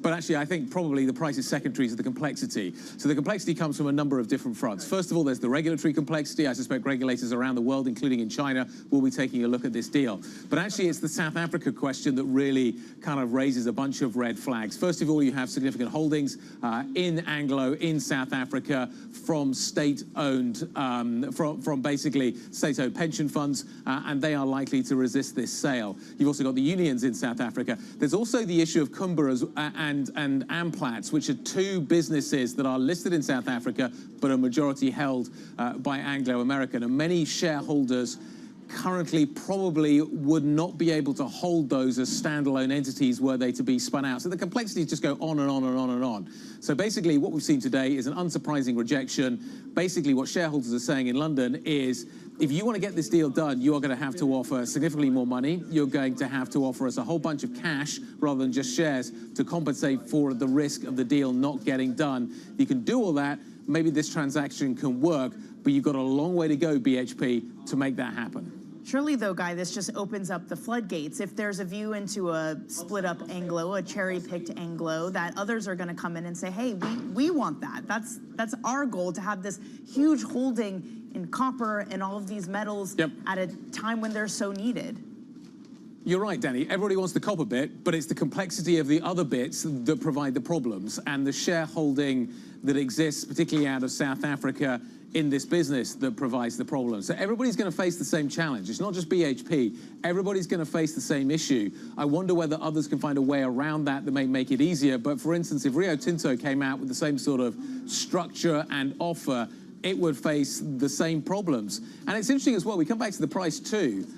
There is a rising copper price right now, and it was interesting in the statement that was released this morning by Anglo, they suspected that maybe this offer doesn't fully reflect the future value of the business, and maybe the copper price this morning does speak to that as well. The fact that copper is going higher maybe underlines rather than undermines the fact that maybe this offer does need to go higher, but I think it's the structure of the offer and the complexity around it that's the real problem. Yeah, I mean, that is one heck of a tight market, and you've got a number of houses. I mean, it's above $10,000 for the first time in 2 years. BlackRock, Trafalgar, all calling that higher. It's interesting that you've got the South African pension fund, the state-owned pension fund, which is very reluctant at the moment to go with this deal. So it'll be interesting to see at what price of cash and stock, that combination, that they might be tempted in on. Look, does this say something more about the London market, the state of the London market? We sit here in New York, you're at home in London, and we talk about the differential in terms of the depth and liquidity of where people want to list. It's an ongoing debate. But for the miners, it's always been a bastion and a home of listing, hasn't it? Yeah, they call London Jurassic Park because it has so many of these old school industries that are listed here. But here's the thing, Manus. We often talk about the multiple arbitrage that exists across the Atlantic, i.e. US companies trade on a significantly higher multiple than European companies at a much higher multiple than we see here in London. And we'll come on to Darktrace in just a moment. But if you compare and contrast, and you can see this because many of these companies are dual listed in Australia and London, you can actually see it within an individual company, the fact that Australia, the Australian part of the business, is listed at a higher multiple than the London part of the business. So it's amazing. It's not just kind of separate companies. You've actually got it within a company. You can see that arbitrage existing. So that's part of the problem. If you're a London-listed miner, you are trading at a discount, even to the Australians down under. But there's another company that I want to fold into the narrative here, Manus, and I'm glad you bring up London. Darktrace this morning has agreed a deal with Thoma Bravo. Now, Darktrace was recently listed in London. It was a tech company. It was seen as one of those big names that might provide some sort of a catalyst for London to get a little bit more exciting, move away from being Jurassic Park. It is going to be taken away from Thoma Bravo. It is going to be taken out by Thoma Bravo, the private equity company. And the logic here is just amazing. Basically, the sense seems to be that what Thoma Bravo is simply doing here is going to be to take this company private for a couple of years and then list it in America and get a higher multiple for it. And it's as simple as that. It probably helps that Darktrace doesn't carry much debt and actually has some cash, so you could probably gear it a bit. But this is, it is that simple. Thoma Bravo is going to come in, take out Darktrace, hold it for a couple of years, stick it in its back pocket, a couple of years' time, nice little IPO in the States, much higher multiple, much higher valuation. And these two stories, what's happening with Anglo and what's happening with Darktrace, just speak to that discount that London currently has. Does that start to unwind, and does that start to improve? Guy, thank you very much. Wrapping up, we'll track this deal and let's see how it shifts. Guy Johnson there with the BHP bid for Anglo. Airbus stock fell in trade this morning. First quarter results significantly short of the estimates. Again, Guy Johnson back with more. He caught up with the Playmakers CEO about guidance. We've indeed released our Q1 numbers. We've delivered 142 commercial airplanes in the quarter, which is 12% higher than last year. So in terms of production deliveries, we feel we're on track, and that's very important. The quarter is indeed a bit soft, but it's again on track with our expectations to keep our guidance unchanged for the year. We are building indeed a lot of inventory. We're operating in a complex and difficult supply chain environment, and we want to make sure that we have the resources, that we have the hardware, the equipment, and everything we need to keep ramping up in a year that will be backloaded, a bit like what it was last year. Okay, so we're going to see more aircraft deliveries in the back half of the year. There's a line, Guillaume, that stands out from the press statement, and it's right at the top, and I think it's worth repeating to the audience. We delivered first quarter 2024 results against a backdrop of an operating environment that shows no signs of improvement. Geopolitical and supply chain tensions continue. Guillaume, why are you still dealing with supply chain issues? Many other industries face these kinds of problems during the pandemic, but they are long in the rearview mirror. Why is aerospace still struggling with these issues? Why are they so hard to fix? Why is the supply chain not being sorted out more quickly? Yeah, Guy, it's a very important question. Actually, we are in a long-term industry. We employ people which are highly skilled and qualified, and a significant number of the workforce of the people left the companies in the supply chain at Airbus with other companies during the pandemic. So we are rehiring people, but it takes a lot of time to onboard them, to train them, to give them the qualifications. and to have them at full speed. And this is a bit across the supply chain. But there is Airbus CEO speaking with none other than Bloomberg's Guy Johnson. Okay, coming up, I'm going to bring you my exclusive conversation with Blackstone's global head of credit and insurance, as the firm dubs him the $1 trillion man. Context matters here on Bloomberg.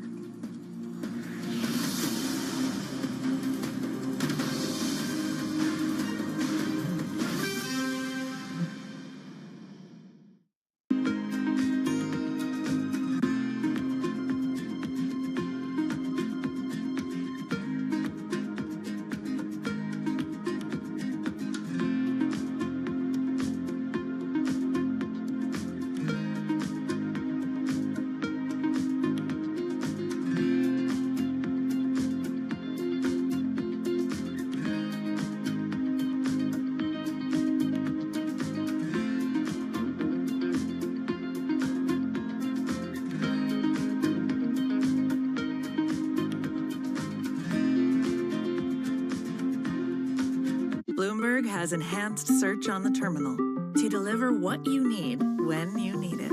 Now, you can simply type phrases in everyday English in the command line. Compare financials. Find people. Analyze markets. You can enter phrases or ask questions.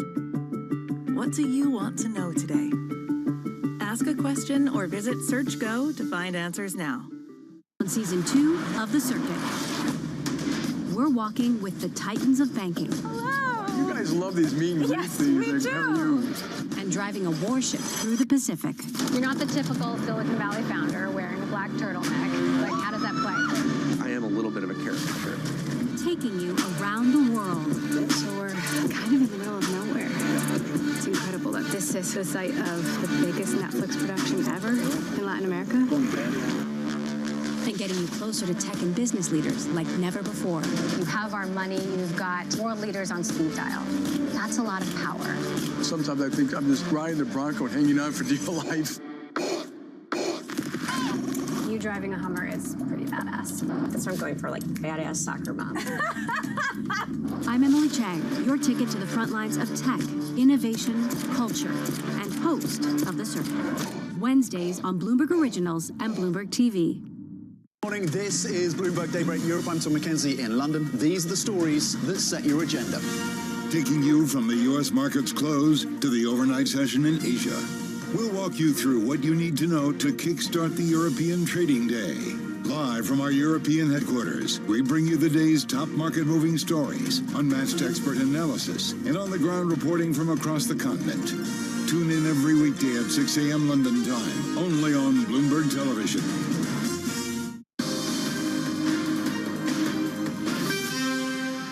Welcome back to Bloomberg Brief. Danny Berger and Manus Cranny in New York.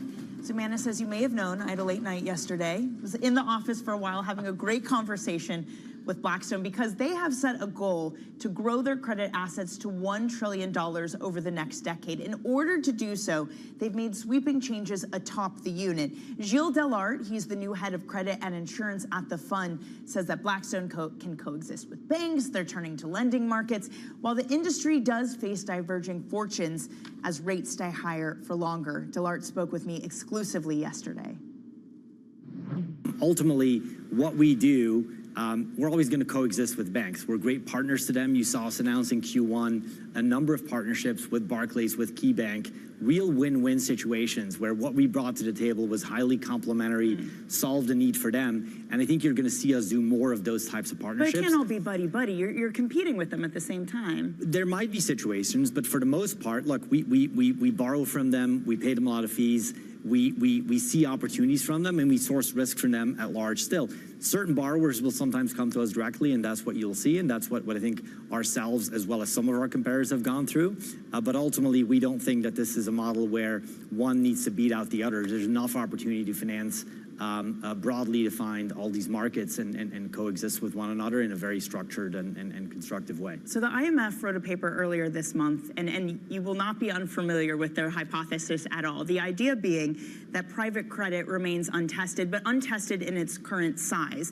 And not necessarily that it poses a systematic risk, but to the individual investors who've invested in perhaps a bit more risky, but over-leveraged and illiquid and non-transparent type assets. Do they have a point? Look, I would say we probably see it slightly nuanced or different way. Lending in itself is not a risky thing. If you have the right protections and you do the right loan level underwriting work. Our performance ultimately speaks. If you look at our default rates, we've seen zero default so far this year in our private credit portfolio over the last 12 months. In our non-investment grade portfolio, where we finance over 2,000 companies, we've seen less than 40 basis points. That's a fraction, 90% lower than what you see in the public market. So if you have the right expertise and you position your book defensively, and that's what we've done into this cycle and this environment, you can persist. You may see some bifurcation of performance, and you've started to see a little bit maybe early in Q1 in some of the BDCs. You've seen some slightly more elevated default performance in the lower middle market. Where you invest ultimately matters. And so our focus has been, we like to finance large companies that are better positioned to weather the cycle. We like to finance them in sectors that have strong tailwinds, where there's strong growth, high free cash flow generation, sectors like software, business services, the energy transition or renewable energy arena. And if you do that well and stay away from things that are maybe more capital intensive or cyclical in this part of the environment, then you build a resilient portfolio, and that's what we've done. But at the same time, we've had a Fed that, by all accounts, is shifting gears. They're getting ready to go higher for longer, and a lot has been made in this environment about a maturity wall coming in 24 and 25. I understand that your portfolio, you feel is safe, you're not concerned, but for the industry as a whole, does that maturity wall all of a sudden look a lot steeper and a lot more dangerous? Well, I think there's less leverage in the system than there was in prior parts of the cycle, right? If you look at pre-GFC, financings were being done at 65, 70, 70% plus LTV. Today, in our direct lending business, we're financing large companies at 40 or 45 LTV. So you're starting in a very different environment than you were maybe back then. On rates, I would say, look, rates being high has been a tailwind for credit allocators. They've been able to earn high risk-adjusted yields, which has been a good thing. Will that invariably put pressure on certain businesses? Absolutely. We're seeing that. We're seeing the economy slow a little bit.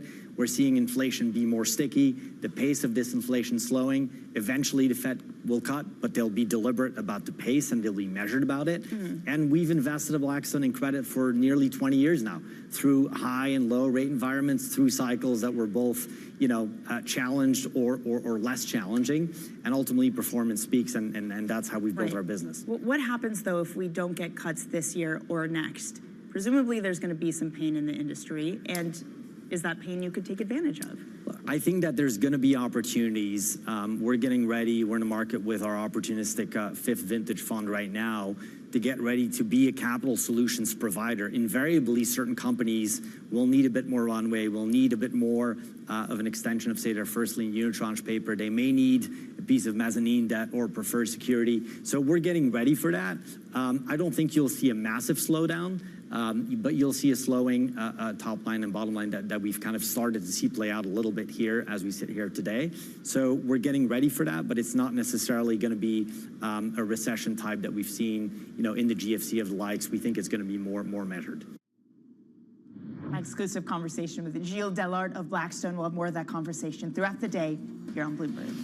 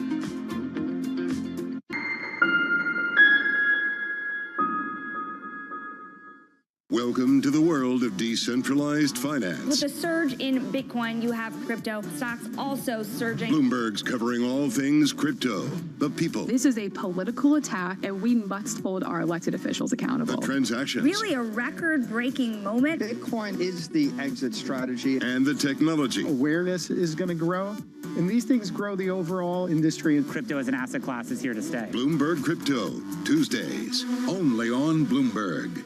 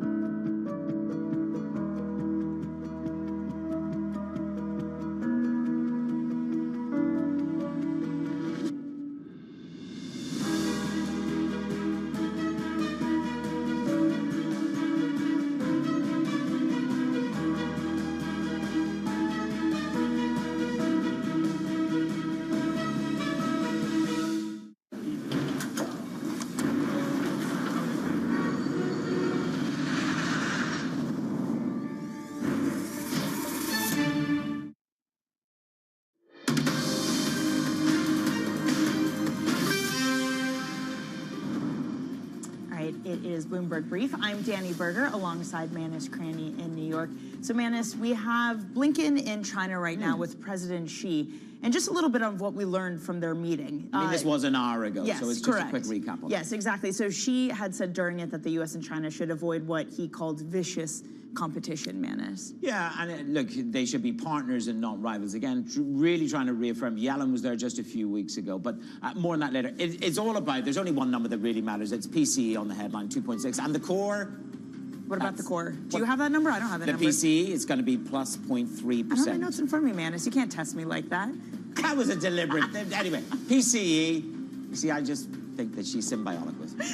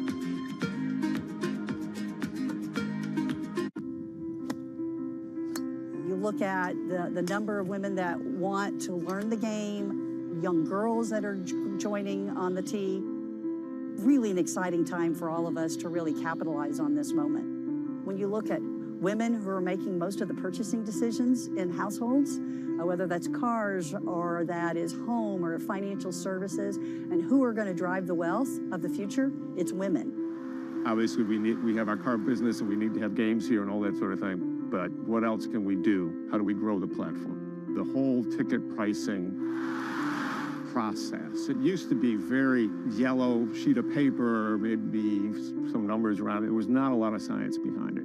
We're now in the world and have been for many years, as most other similar businesses are, to dynamic pricing. So our pricing for a seat may change hourly if we see demand for that, all driven to maximize revenues. The balance sheet is so important to the success of the team. And a big part of my role is to make sure that the balance sheet stays strong and that we are prudent stewards of capital. There are things that we can do that are irrespective of winning or losing. Take a look at the first budget that comes from one of the teams and ask questions about, do you really need to spend that much? Are you really shooting high enough when it comes to partnership revenue?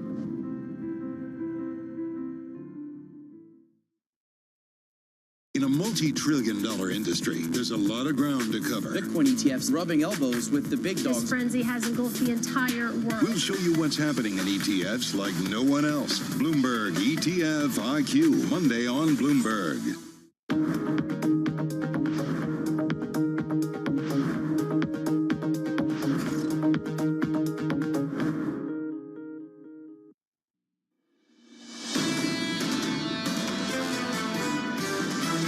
I don't see why the Fed would be rushing to be cutting rates into an environment where inflation is still sticky. That was true 3 months ago. It's true today. They want to be a little bit cautious about how sanguine they are on the number of cuts that they will be able to deliver this year. Whether it's 1 cut, 2 cuts, 3 cuts, we don't care because it's the start of a bigger cycle. If we do, in fact, hit some kind of economic speed bump or a recession, there's actually scope for rate cuts. The Fed's got to try to buy time here. They're between a rock and a hard place. This is Bloomberg Surveillance with Jonathan Ferro, Lisa Abramowitz, and Anne-Marie Hordern. It's Bramo's favorite phrase. Let's get you to the weekend. Yes. Live from New York City this morning. Good morning, good morning. For our audience worldwide, this is Bloomberg Surveillance. AMH has already started hers. She's going to be back on Monday. Equity futures right now on the S&P positive by 0.7%. Let's get the two names up on the screen. Alphabet and Microsoft. They do not need rate cuts from the Federal Reserve. Alphabet's up by 12% in the pre-market. We're talking about beats on the top and bottom line. And Bramo, throw in a dividend, throw in an extra $70 billion share buyback. So what is this worth in the market? Last night I was calculating it and trying to put it into perspective because it's one thing to see just a random share gain 11%. It's another thing for it to be Google. That was about $400 billion of market capitalization combined yesterday after the bell that was added to these two names. That's almost equal to Walmart. That's basically two McDonald's. I was looking at this last night and I was thinking, that's ridiculous. It's unbelievable to see two names dominate in this type of way. Dan Ives of Wedbush is in and around the studio in a bright pink jacket, very happy with himself. He's going to join us in about 10 minutes' time.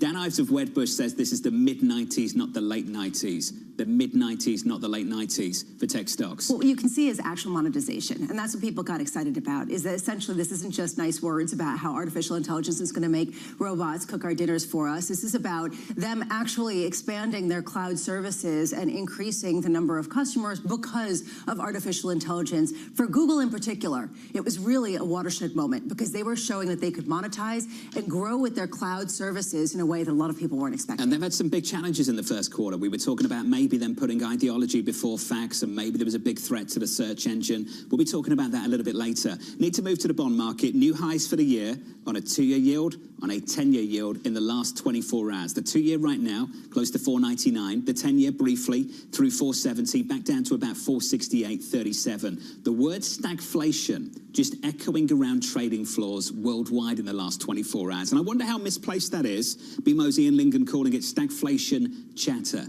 Is it anything more than that after the data from yesterday? If you look under the hood, it didn't look that weak. A lot of people talking about stagflation. Some might argue, that was premature. I think Bruce Kasman of JP Morgan actually nailed it, and he's coming up on the show, where he said basically that sound that you hear is the breaking up of a narrative, is the destruction of a narrative. And essentially what we are is destroying this sort of immaculate disinflation, this question of we don't know where we are.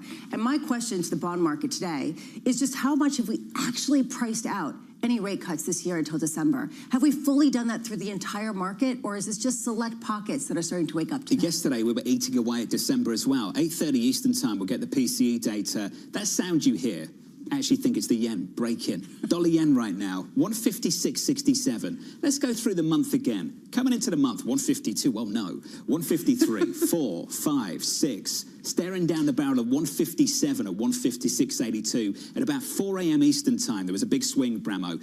Everyone started to chatter about intervention. We're back to where we were, 156.66. The narrative has also changed around this. George Saravelis of Deutsche Bank, I think, nailed it.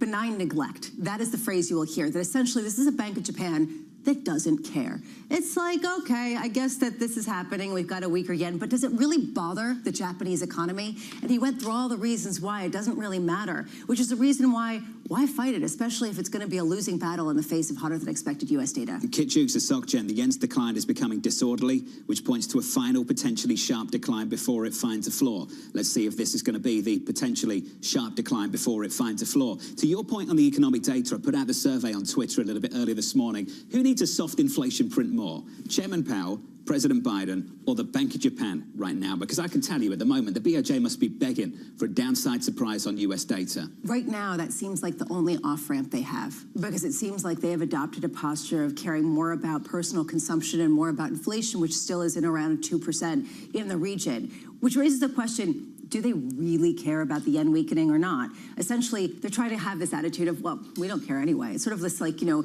in high school when someone is sort of annoyed at you for something that is very endemic to who you are, you just sort of are like proud of it and we're on your sleeve. Get dumped at high school, is that where you're going with this? If you want to go there. I don't care. It's like, oh, whatever, I didn't like them anyway. Yeah, exactly. Keep selling my Japanese. Exactly. Yeah. Dollar yen right now, 156.65. No idea where this show's going.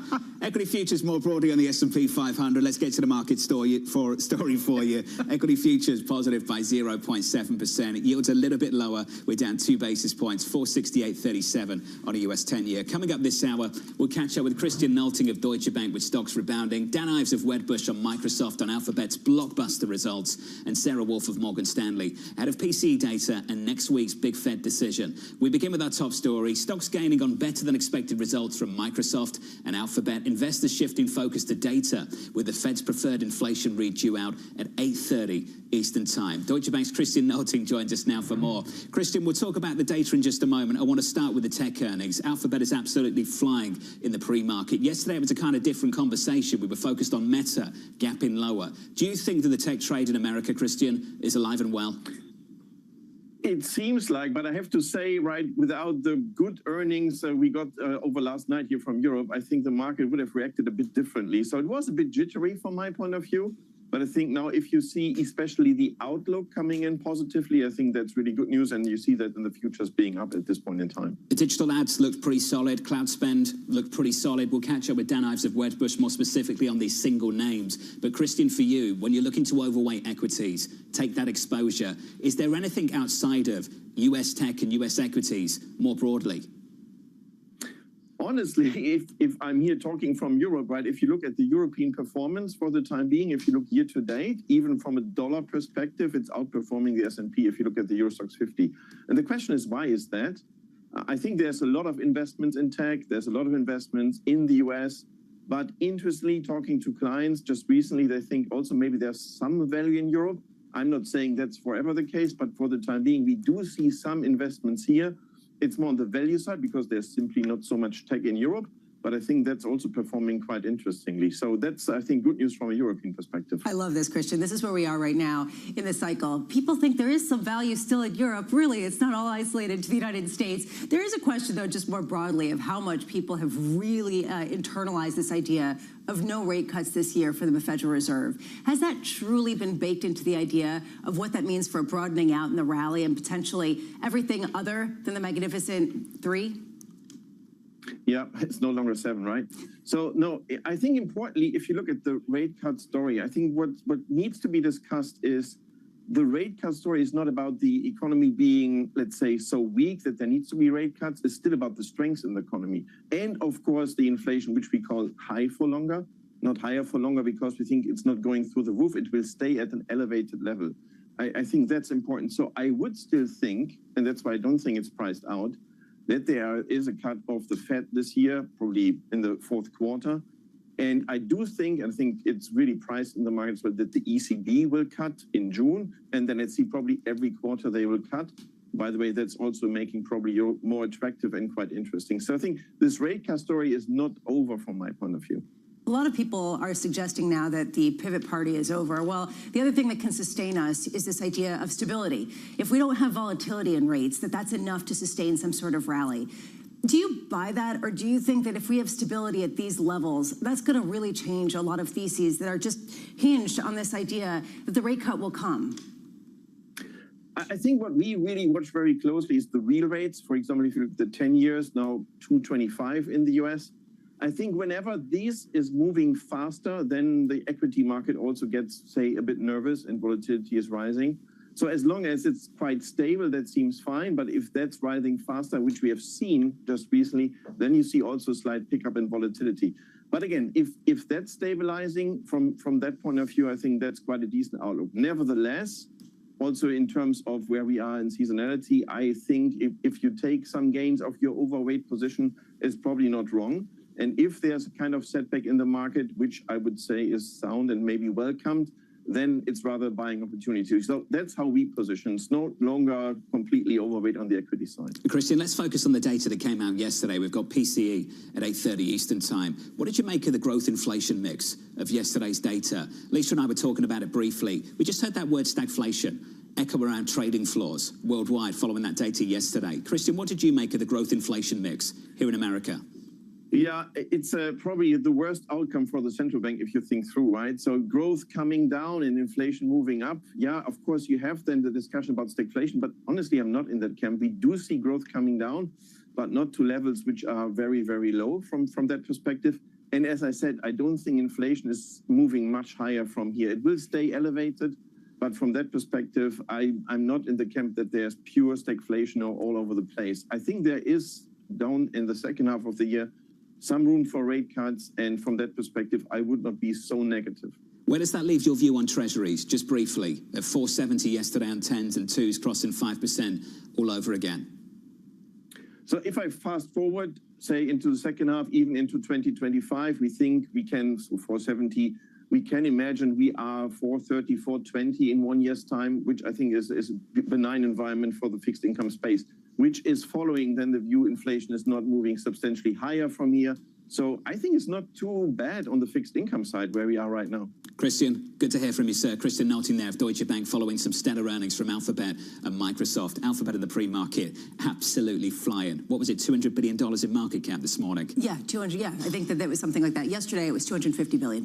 Nuts, absolutely crazy. On the bond market, we'll catch up with Gershon Distenfeld of AB a little bit later this morning. He thinks this is an opportunity, the second one, to get a second bite out of this bond market and lock in what is available to you right now, which is 470 on a 10-year. Which is exactly what I thought was so interesting about Christian Nolting. Gershon Distenfeld has a similar kind of idea.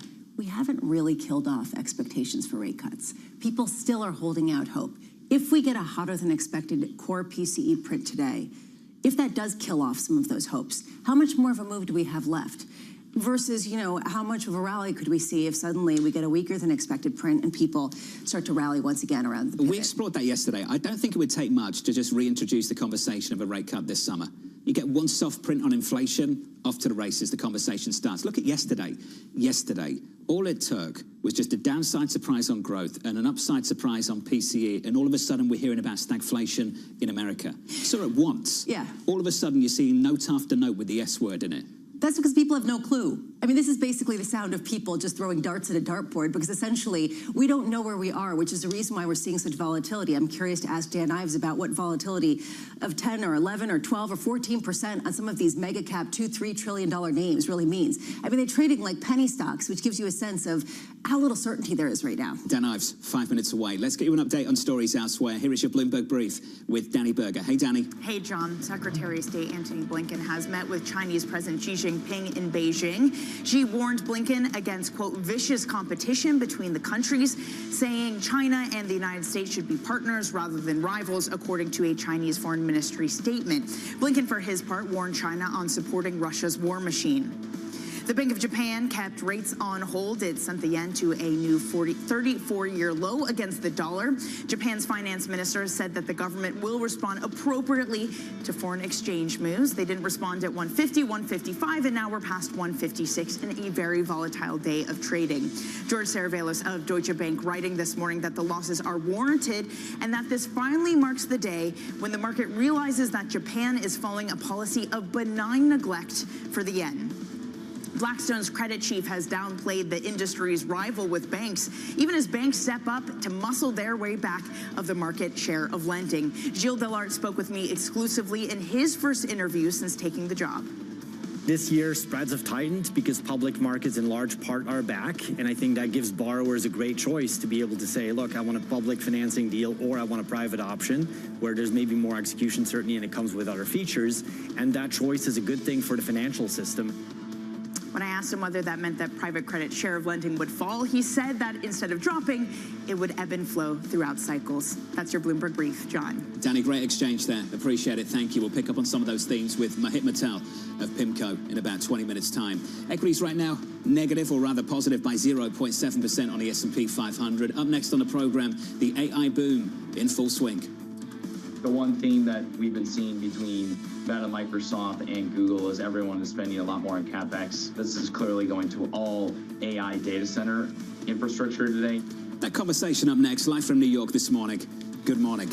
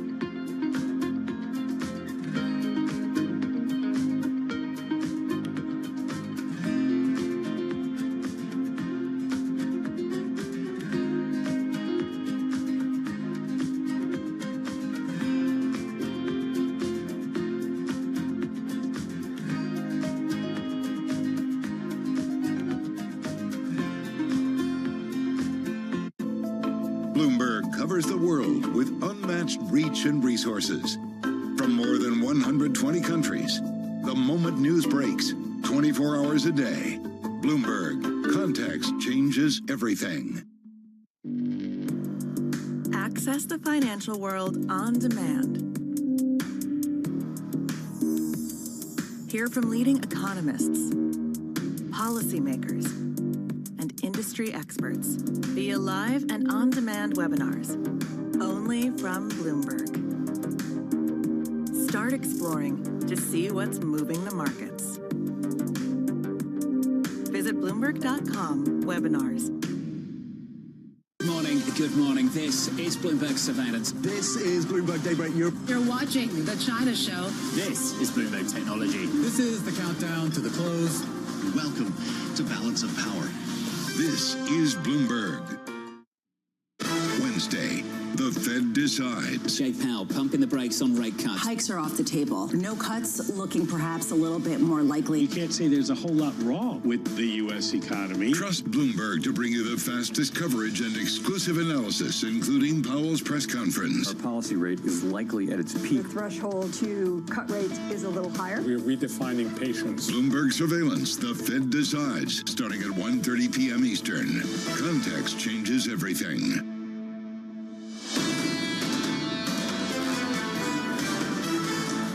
Tech stocks absolutely flying at a pre-market. Equity futures on the S&P 500 positive 0.7%. Yields a little bit lower, down 2 basis points, 468.16. Under surveillance this morning, the AI boom in full swing.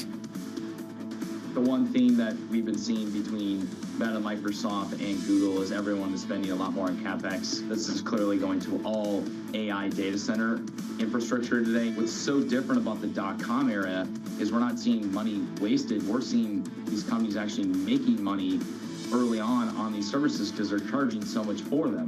Here's the latest this morning. Shares of Microsoft and Alphabet rising in the pre-market after both companies reported earnings that blew past estimates. The tech giants saying spending on AI and cloud computing is paying off. Dan Ives of Wedbush writing this. Microsoft continues to put together masterpiece after masterpiece as this quarter represents its dominant position in the AI revolution. Dan has an outperform rating and $500 price target on Microsoft. Dan Ives joins us now with a big smile on his face. Dan, good morning to you. Great to be here. Dan, tell us why this is the mid-90s and not the late 90s. Yeah, it's a 1995 moment, not a 1999, because the spending, it's unprecedented. And that's why there's two companies that you're listening to understand where to gauge adoption. The godfather of AI, Jensen, NVIDIA, and then what's happened, Redmond with Nadella. Well, we heard last night, the adoption is even massively ahead of their expectations. And when you start to put numbers through, we believe this is going to be an incremental $1 trillion of spend over the next decade. To bet against that I view it's like betting against the Knicks in this playoff. So help us understand this, and we'll get into the basketball later. Meta spending bad, spending at Microsoft and Alphabet good. What's the difference? Where's Meta spending? Now, they're spending like a 1980s rock star, but they're spending on AI. Microsoft's getting that, Google, Amazon. So, and our view on Meta is that that's actually good money after good. You want to see them spend on AI, not metaverse, but it just speaks to where all this money is going. It is going to a fourth industrial revolution, and you could debate economics and everything what's happening on macro, but the monetization's here. And that's why as a tech bull, you were sleeping very well going into this weekend. Evidently. I am curious, though, about whether all big tech is created equal. You talked about all spending not being created equal. Is the benefit of Google and Microsoft to the detriment of, say, Amazon that struggled to keep up with their AWS offering? We'll find that out. But actually, I think Jassy has actually started to get them on the right track from an AI perspective. Now, if you look at Google, Amazon, they clearly were behind Nadella and Microsoft, which were top of that mountain. But I believe we're going to hear good things from a cloud perspective, potentially re-accelerating. And you look at Anthropic and some of the AI initiatives they're doing, I think they're going to be more acquisitive. And look, this is an arms race going on right now in terms of AI. You're going to see more acquisitions across the board. But it speaks to, from a tech perspective, this is a tech bull market that's still in the early stages. So more acquisitions, size is your friend. We've seen that time and again, and that seems to be the consolidation that we're seeing in the likes of Google and Microsoft. What consolidation do you think will be allowed and is feasible with some of these tech giants? Look, I think if you look at Microsoft, they could really, they're free as a bird because everything that they did in the 1990s from a antitrust DOJ, now they're going to be more and more aggressive from M&A. And I think when you look at the rest of tech, they're no longer scared from an FTC, in terms of what's happening there. You're starting to see more and more bigger deals. IBM's getting a lot more acquisitive. You're not going to see big tech just sit there in their sort of rooms, not going for big acquisitions, because otherwise others will do it, private equity and other big tech giants. And that's why you're seeing much more of an offensive approach from Alphabet, from Amazon and others. And I think this is a trend that we're going to see throughout tech earnings season. There's a lot to unpack here, and we'll get into the politics of this in a minute. I'm sure Lena Khan is listening and wondering exactly how this is going to happen. I am wondering, though, what they're going to go after. What types of companies? Are we going to see, for example, Microsoft, I don't know, buy something that rhymes with Wickwalk? Or are we going to see something like, a situation where we're talking about a Netflix acquisition? Yeah, I think it's really going to be more on the software side because now the baton in the AI revolution has been handed from semis to software. The use cases, that's where it's all starting to morph. And we've seen it. You could ServiceNow, you could Salesforce. It's just starting this phase. I'll call it the second derivative of the AI revolution. You're going to see big tech focused on software, potentially on cybersecurity. Talk about Microsoft, TikTok. Look, our view is TikTok, despite legal challenges, it's Microsoft or Oracle that will be number one and number two potential acquirers of that without the algorithm. Where does that leave Apple next week into earnings? Look, right now, New York City cab drivers bearish on Apple into earnings. I believe as the AI story comes to Cupertino. Cab driver's got good reason to be, though, right? Cab driver has good reason. But betting against Cupertino and Cook's been the wrong move. And now when you look... Right move year to date. Right move year to date. I think we sit here 6-9 months from now, and I believe they see a renaissance of growth, not just because ultimately what we're going to see in China as units have easier comps second half of the year, but it's the AI story that will be unveiled WWDC, AI technology incorporated into iPhone 16, and I think Apple's been on the outside looking in from a Mag 7 perspective. Okay.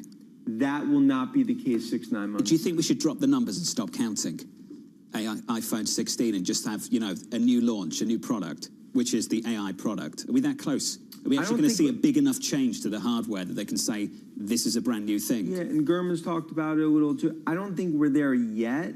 I do believe this is a stepping stone to where they are going to go.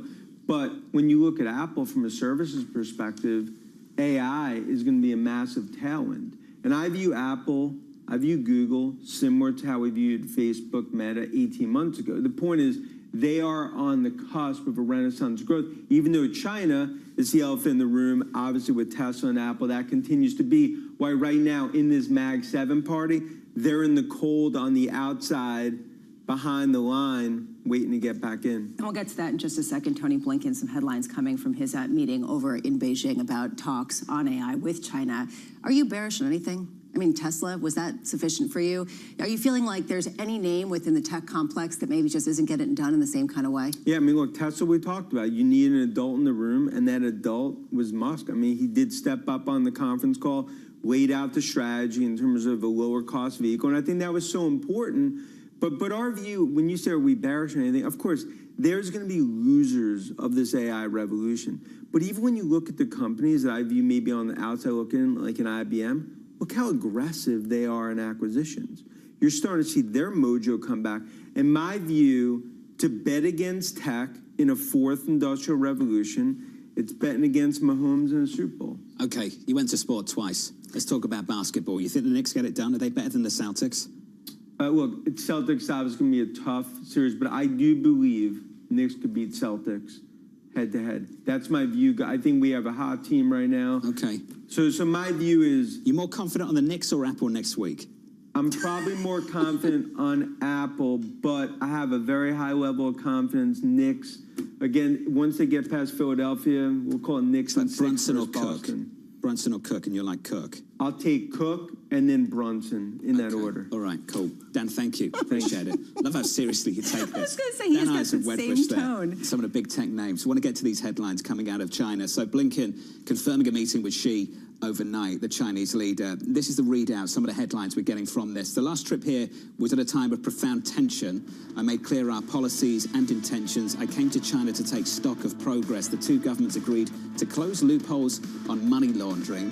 Went on to say China needs to prosecute those in the business of making fentanyl. More headlines here to go through. We'll get to them in just a moment. Coming up very shortly, looking ahead to core PCE with Mohit Mittal of PIMCO. That data 2 hours away, live from New York. This is Bloomberg.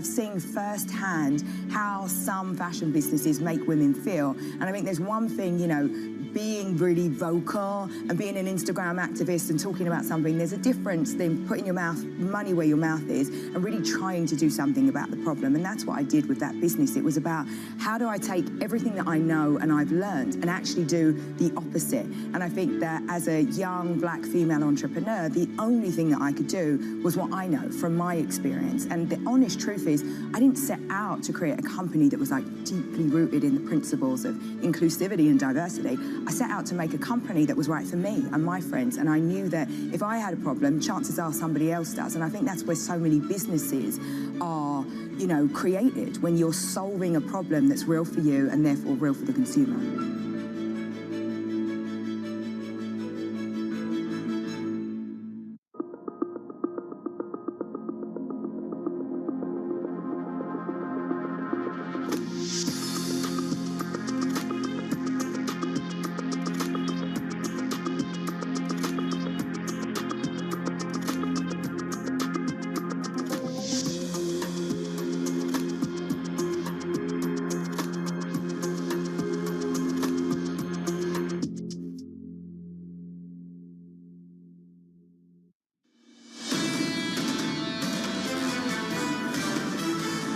Stocks doing nicely here, up 0.75% on the S&P 500. On the Nasdaq 100, the bounce continues, driven by Alphabet and Microsoft. We're higher by 1 full percentage point. Let's switch up the board and get into the bond market. New highs for the year on a 2-year yield, on a 10-year as well in yesterday's session, briefly through 470. This morning we dropped back below that, down about 2 basis points to 468.57. On a 2-year, 499.54. Just in and around 5%, Bramo, over the last few weeks. Basically, there is a concession suddenly, at least in certain markets, that we're probably not going to get more than 1 rate cut this year.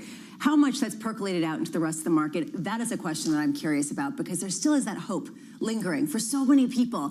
Yeah, this is just a head fake. It's going to come, believe me. Speaking of the hope for intervention over at the BOJ and the Ministry of Finance in Japan, the hope continues. It's level after level. Let's get to the levels right now. We're talking about session highs pushing 157. 157. We're at 156.74. Lisa, we took out 152. 3, 4, 5, 6. We're looking at 157. And there's still no sign the BOJ is going to get involved in any of this, or the Ministry of Finance either, because they're not saying a thing. I keep going back to George Saravelos of Deutsche Bank, and Danny Berger pointed this out as well, this idea of benign neglect. And that seems to be the feeling. It doesn't really matter whether the yen weakens all that much to the Bank of Japan.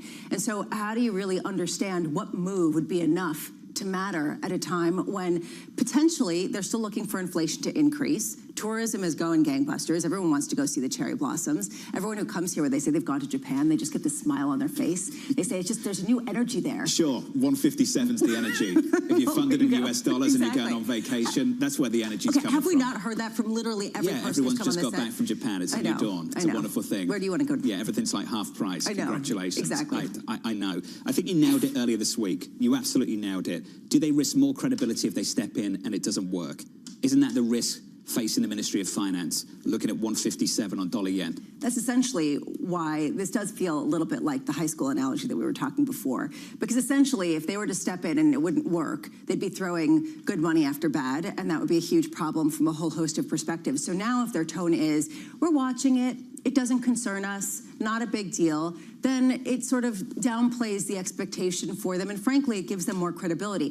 Key question that I have is, how many rate hikes does that imply for the Bank of Japan? Maybe not now. They don't want to be bullied into this. They want to do it on their own time, but later in the year. 156.76. We're all watching that currency pair. Under surveillance this morning, our top story, shares of Microsoft and Alphabet rising in the pre-market. The tech giants reporting earnings that easily beat Wall Street estimates. Both companies saying spending on AI and cloud computing is paying off. Just a very different story yesterday afternoon, Lisa, compared to what we heard 24 hours before from Meta and how the stock responded to what Meta had to say. You put it well. You said, why is this spending different from all other spending on this Passover season? And there's this real question here about what you're spending on. And for these companies, they're spending on things that are actually delivering revenues. To me, when people say every sell-off is a buyable dip, which sell-off in what, right? I mean, is this sort of the dip that people are buying? The moves that we have seen in big tech are just astronomical, and they are diverging. So it raises the question, what do investors do with this? Do they pile on because, oh yeah, you got a 70-cent dividend? I mean, there's so much to really discuss here in terms of understanding the market's lack of understanding of where these names should be valued. The capital return program over at Google gets a whole lot bigger overnight. The latest out of China, Secretary of State Antony Blinken and Chinese President Xi Jinping meeting in Beijing. The sit-down coming as China says problems are mounting in the relationship with the United States. Speaking after the meeting, Blinken saying the two governments have agreed to close loopholes on laundering and agreed to hold talks on AI. I'm far more interested in the foreign policy here. Reiterated a concern on China and components coming out of China going to Russia.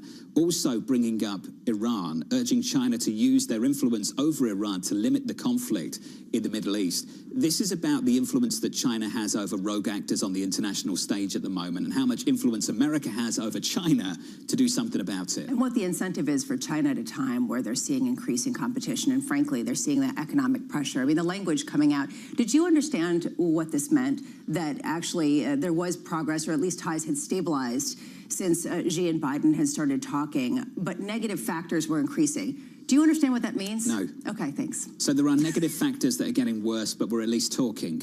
Is that what they're trying to say? I guess so. And There's maybe some dialogue? I do think behind closed doors, the discussion might look like we're better than the other guy, so work with us. I mean, essentially, that's... You said that yesterday. I actually do think that that's part of the discussion. Well, based on some of the tariffs that he's thrown around, could be. Yeah, but you know what? The tariffs under somebody else could be a whole lot worse. They're not going to deal with anything other than this. The question is, what is their willingness to engage at this point? That's the latest coming out of China. Here's the latest this morning. The Fed's preferred inflation read due out in just under 2 hours' time. The median estimate in Bloomberg's survey calling for the core PCE deflator to rise 2.7% from a year ago. It's the last data point before the Fed's rate decision next Wednesday. I'm pleased to say that waiting patiently around the table as we go through those stories is Pimco's Mohit Mittal. Mohit, great to see you, sir. Thanks for being with us. Thank you so much. Let's talk about the data in about 2 hours' time. What would it take to just reintroduce a conversation about rate cuts this summer at the Fed? Yeah, so I think if we just take a step back, by the end of last year, the core PCE inflation on a quarter-on-quarter annualized basis had dropped towards 2%. Based upon the recent data, it's now tracking closer to 3.5% on the core PCE basis. Today's data point will be quite important because it will feed into Fed's summary of economic projections that will come out in June. So what the Fed would like to see is, by the end of this year, if we are on near 2 point something on inflation, that would be sufficient to get a cut or two by the end of the year. If we are in the 3% range, that would make any cuts quite difficult for this year. We've been on quite a journey in 2024 already. It's only April and we've gone from 7 cuts to something like 1 or maybe less. Yeah. What do you think the trade is now after we've discounted all of that through the first 4 months of this year? Yeah, I think the value is returning into fixed income quite nicely now. At the beginning of the year, we had, as you mentioned, almost 7 cuts priced in. That, to us, looked a little bit more excessive. Now, with most of those cuts taken out, almost less than 2 cuts priced in, the value is back into fixed income. So I think the trade here is to start thinking about fixed income on a little more longer-term basis where you can get over 6% yield. In most states of the world, you realize that 6% plus yield. And then in a scenario where growth starts to slow down or inflation comes down, you could easily have a double-digit return as the Fed will then have to cut more than what is currently priced in. Value is back, 6 months ago when value is a lot, cheaper. So there's a question here of what you're buying. Is this the idea of duration and just holding long-term treasuries? Is this credit, even though you have seen that rally in spreads? Or is this something else within the sphere, whether it's in the private world or elsewhere, that you see as holding the most value? Yeah, I think to us, the value is in broad, high-quality fixed income. So that includes some duration, but that also includes agency mortgages and other high-quality fixed income assets like even some investment grade. So that to us, as well as some structured products. So the idea here is that you can construct a high-quality fixed income portfolio that yields north of 6.5%, even 7%. And that's what I mean by value is back in fixed income. So what are your conversations like with insurance companies and with pensions, who for years were talking about the 8% bogey? And I remember everyone just saying, okay, they're not actually going to make that. What are they actually buying? Are they just levering up shares of Microsoft and hoping for the best? How excited are they? How much money are they pouring into the strategies that you manage? Yeah, so I think the insurance complex as well as the pension complex is quite excited with the backup in yields that they have seen. So they are finally able to lock in north of 6% yield for an extended period of time. And you're seeing that through flows from pension community as well as from insurance community into fixed income have certainly picked up this year. So certainly for them, it's an opportunity to lock in these high yields for an extended period of time. This has been a theme on this program so far this week, just how much investors were conditioned by the pre-pandemic universe of fixed income, which is there is no yield, stay away and buy equities. There was a conversation, I remember we talked about it at least for a million times, that you go to equities for income. And And at one point, you go to bonds for capital appreciation as everything was seemingly going negative in Europe and elsewhere. Do you think investors have shaken that psychology of pre-pandemic? Do they realize what's on offer? Do you see money migrating from elsewhere, from other asset classes, into fixed income? I think at the margin, yes, certainly that is happening. I think investors are also thinking about cash as an alternative. So for now, many investors are keeping money in cash because they can recognize that 5.25%, 5.5% yield on cash. But the challenge is that is only giving you that yield until the Fed begins the rate cut. So I think once that rate cut process begins, you will see more money flow into fixed income. But certainly there is value in fixed income. This introduces the US exceptionalism argument. There are some people making this argument that this is going to last a long time. You don't have to worry about that reinvestment risk because it's still going to be there on offer for you 6 months out, 12 months out. You've used a word that I've not heard for a while, convergence and not divergence. Convergence between the US and the rest of the world at a time when everyone else is talking about divergence. Where does that convergence come from? No, from our perspective, we certainly see more divergence from a growth and inflation trajectory in the US versus rest of the world. So, US growth easily around 2.5% in real terms, inflation around 2.5% to 3% in real terms. Compare that to Europe and UK at around 0.5% in real terms and inflation around 2%. So there's certainly a divergence on that front. What I was referring to is that from a rate perspective, now that rates have moved back relative to where they were at the beginning of the year, you certainly see more value in being able to find opportunities in the US as well. I have to go here. I'm sorry. The deficit. Yeah. Does that worry you? Yeah, it certainly is a big worry for us. I think, as far as we can see for the next 5+ years, we are penciling in closer to 6.5% deficits. And it doesn't change depending upon the election outcome. It will likely stay the same high deficits for an extended period of time. And I think the way it plays out in the bond market is through steeper yield curves. So that's why, when we are thinking about value, we are thinking value more in the intermediate point of the curve, whereas the longer end of the curve will remain impacted by the higher deficits for longer. There's a fear that if there is some sort of weakening in the U.S. economy, that there won't be the same kind of rally in treasuries because any kind of fiscal spending will add to a deficit that really exploded during otherwise good times. Do you adhere to anything like this, or do you think that this is just not the way it works in government bond markets, even though that might work for any of us who might be spending in a profligate manner during good times? I think in a genuine risk-off scenario, U.S. Treasuries will be the safe haven asset. Dollar will remain the safe haven asset.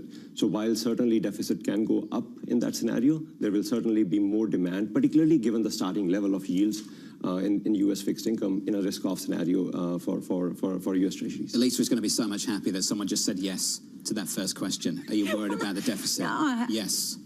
Hold on a second. Actually, I've been thinking a lot about whether it makes sense to even worry about it. Okay. There are arguments on both sides. And actually, there's an argument that if things get bad, the Fed's going to cut rates so much, the deficit goes down. So, there are all sorts of arguments that are really interesting to me that it just goes to the heart of this idea of the lack of conviction right now in understanding what paradigm we're in and whether what matters and what doesn't. I mean, it's fascinating. Balanced Bramo on a Friday. Mahit Mittal of PIMCO. Mahit, thank you. It's good to see you. Appreciate it. Let's give you an update on stories elsewhere this morning. Here is your Bloomberg Brief with Danny Berger. Hey, Danny. Hey, John. According to the Journal, Donald Trump's allies have drawn up plans that would give Trump a say in monetary policy should he become president. The plan would be to have the president consulted on rate decisions and give him the authority to remove Jay Powell before his term ends. Trump has long professed his preference for lower rates, so the concern among some is that the political interference would force the Fed to tolerate higher inflation, possibly raising long-term rates as the government rolls over trillions of dollars of debt annually.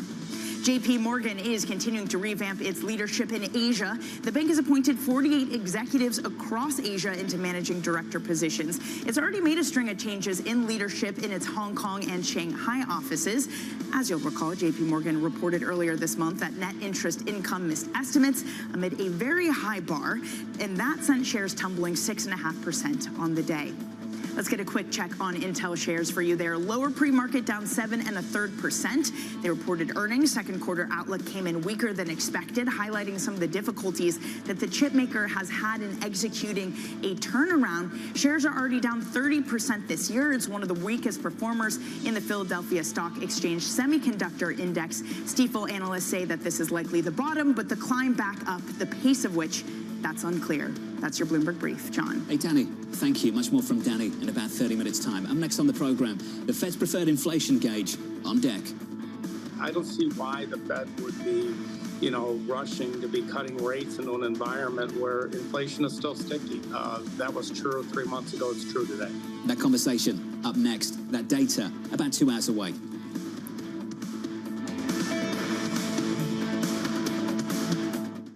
Today's CFOs are reshaping the C-suite. Bloomberg's chief future officer shines a spotlight on these dynamic leaders.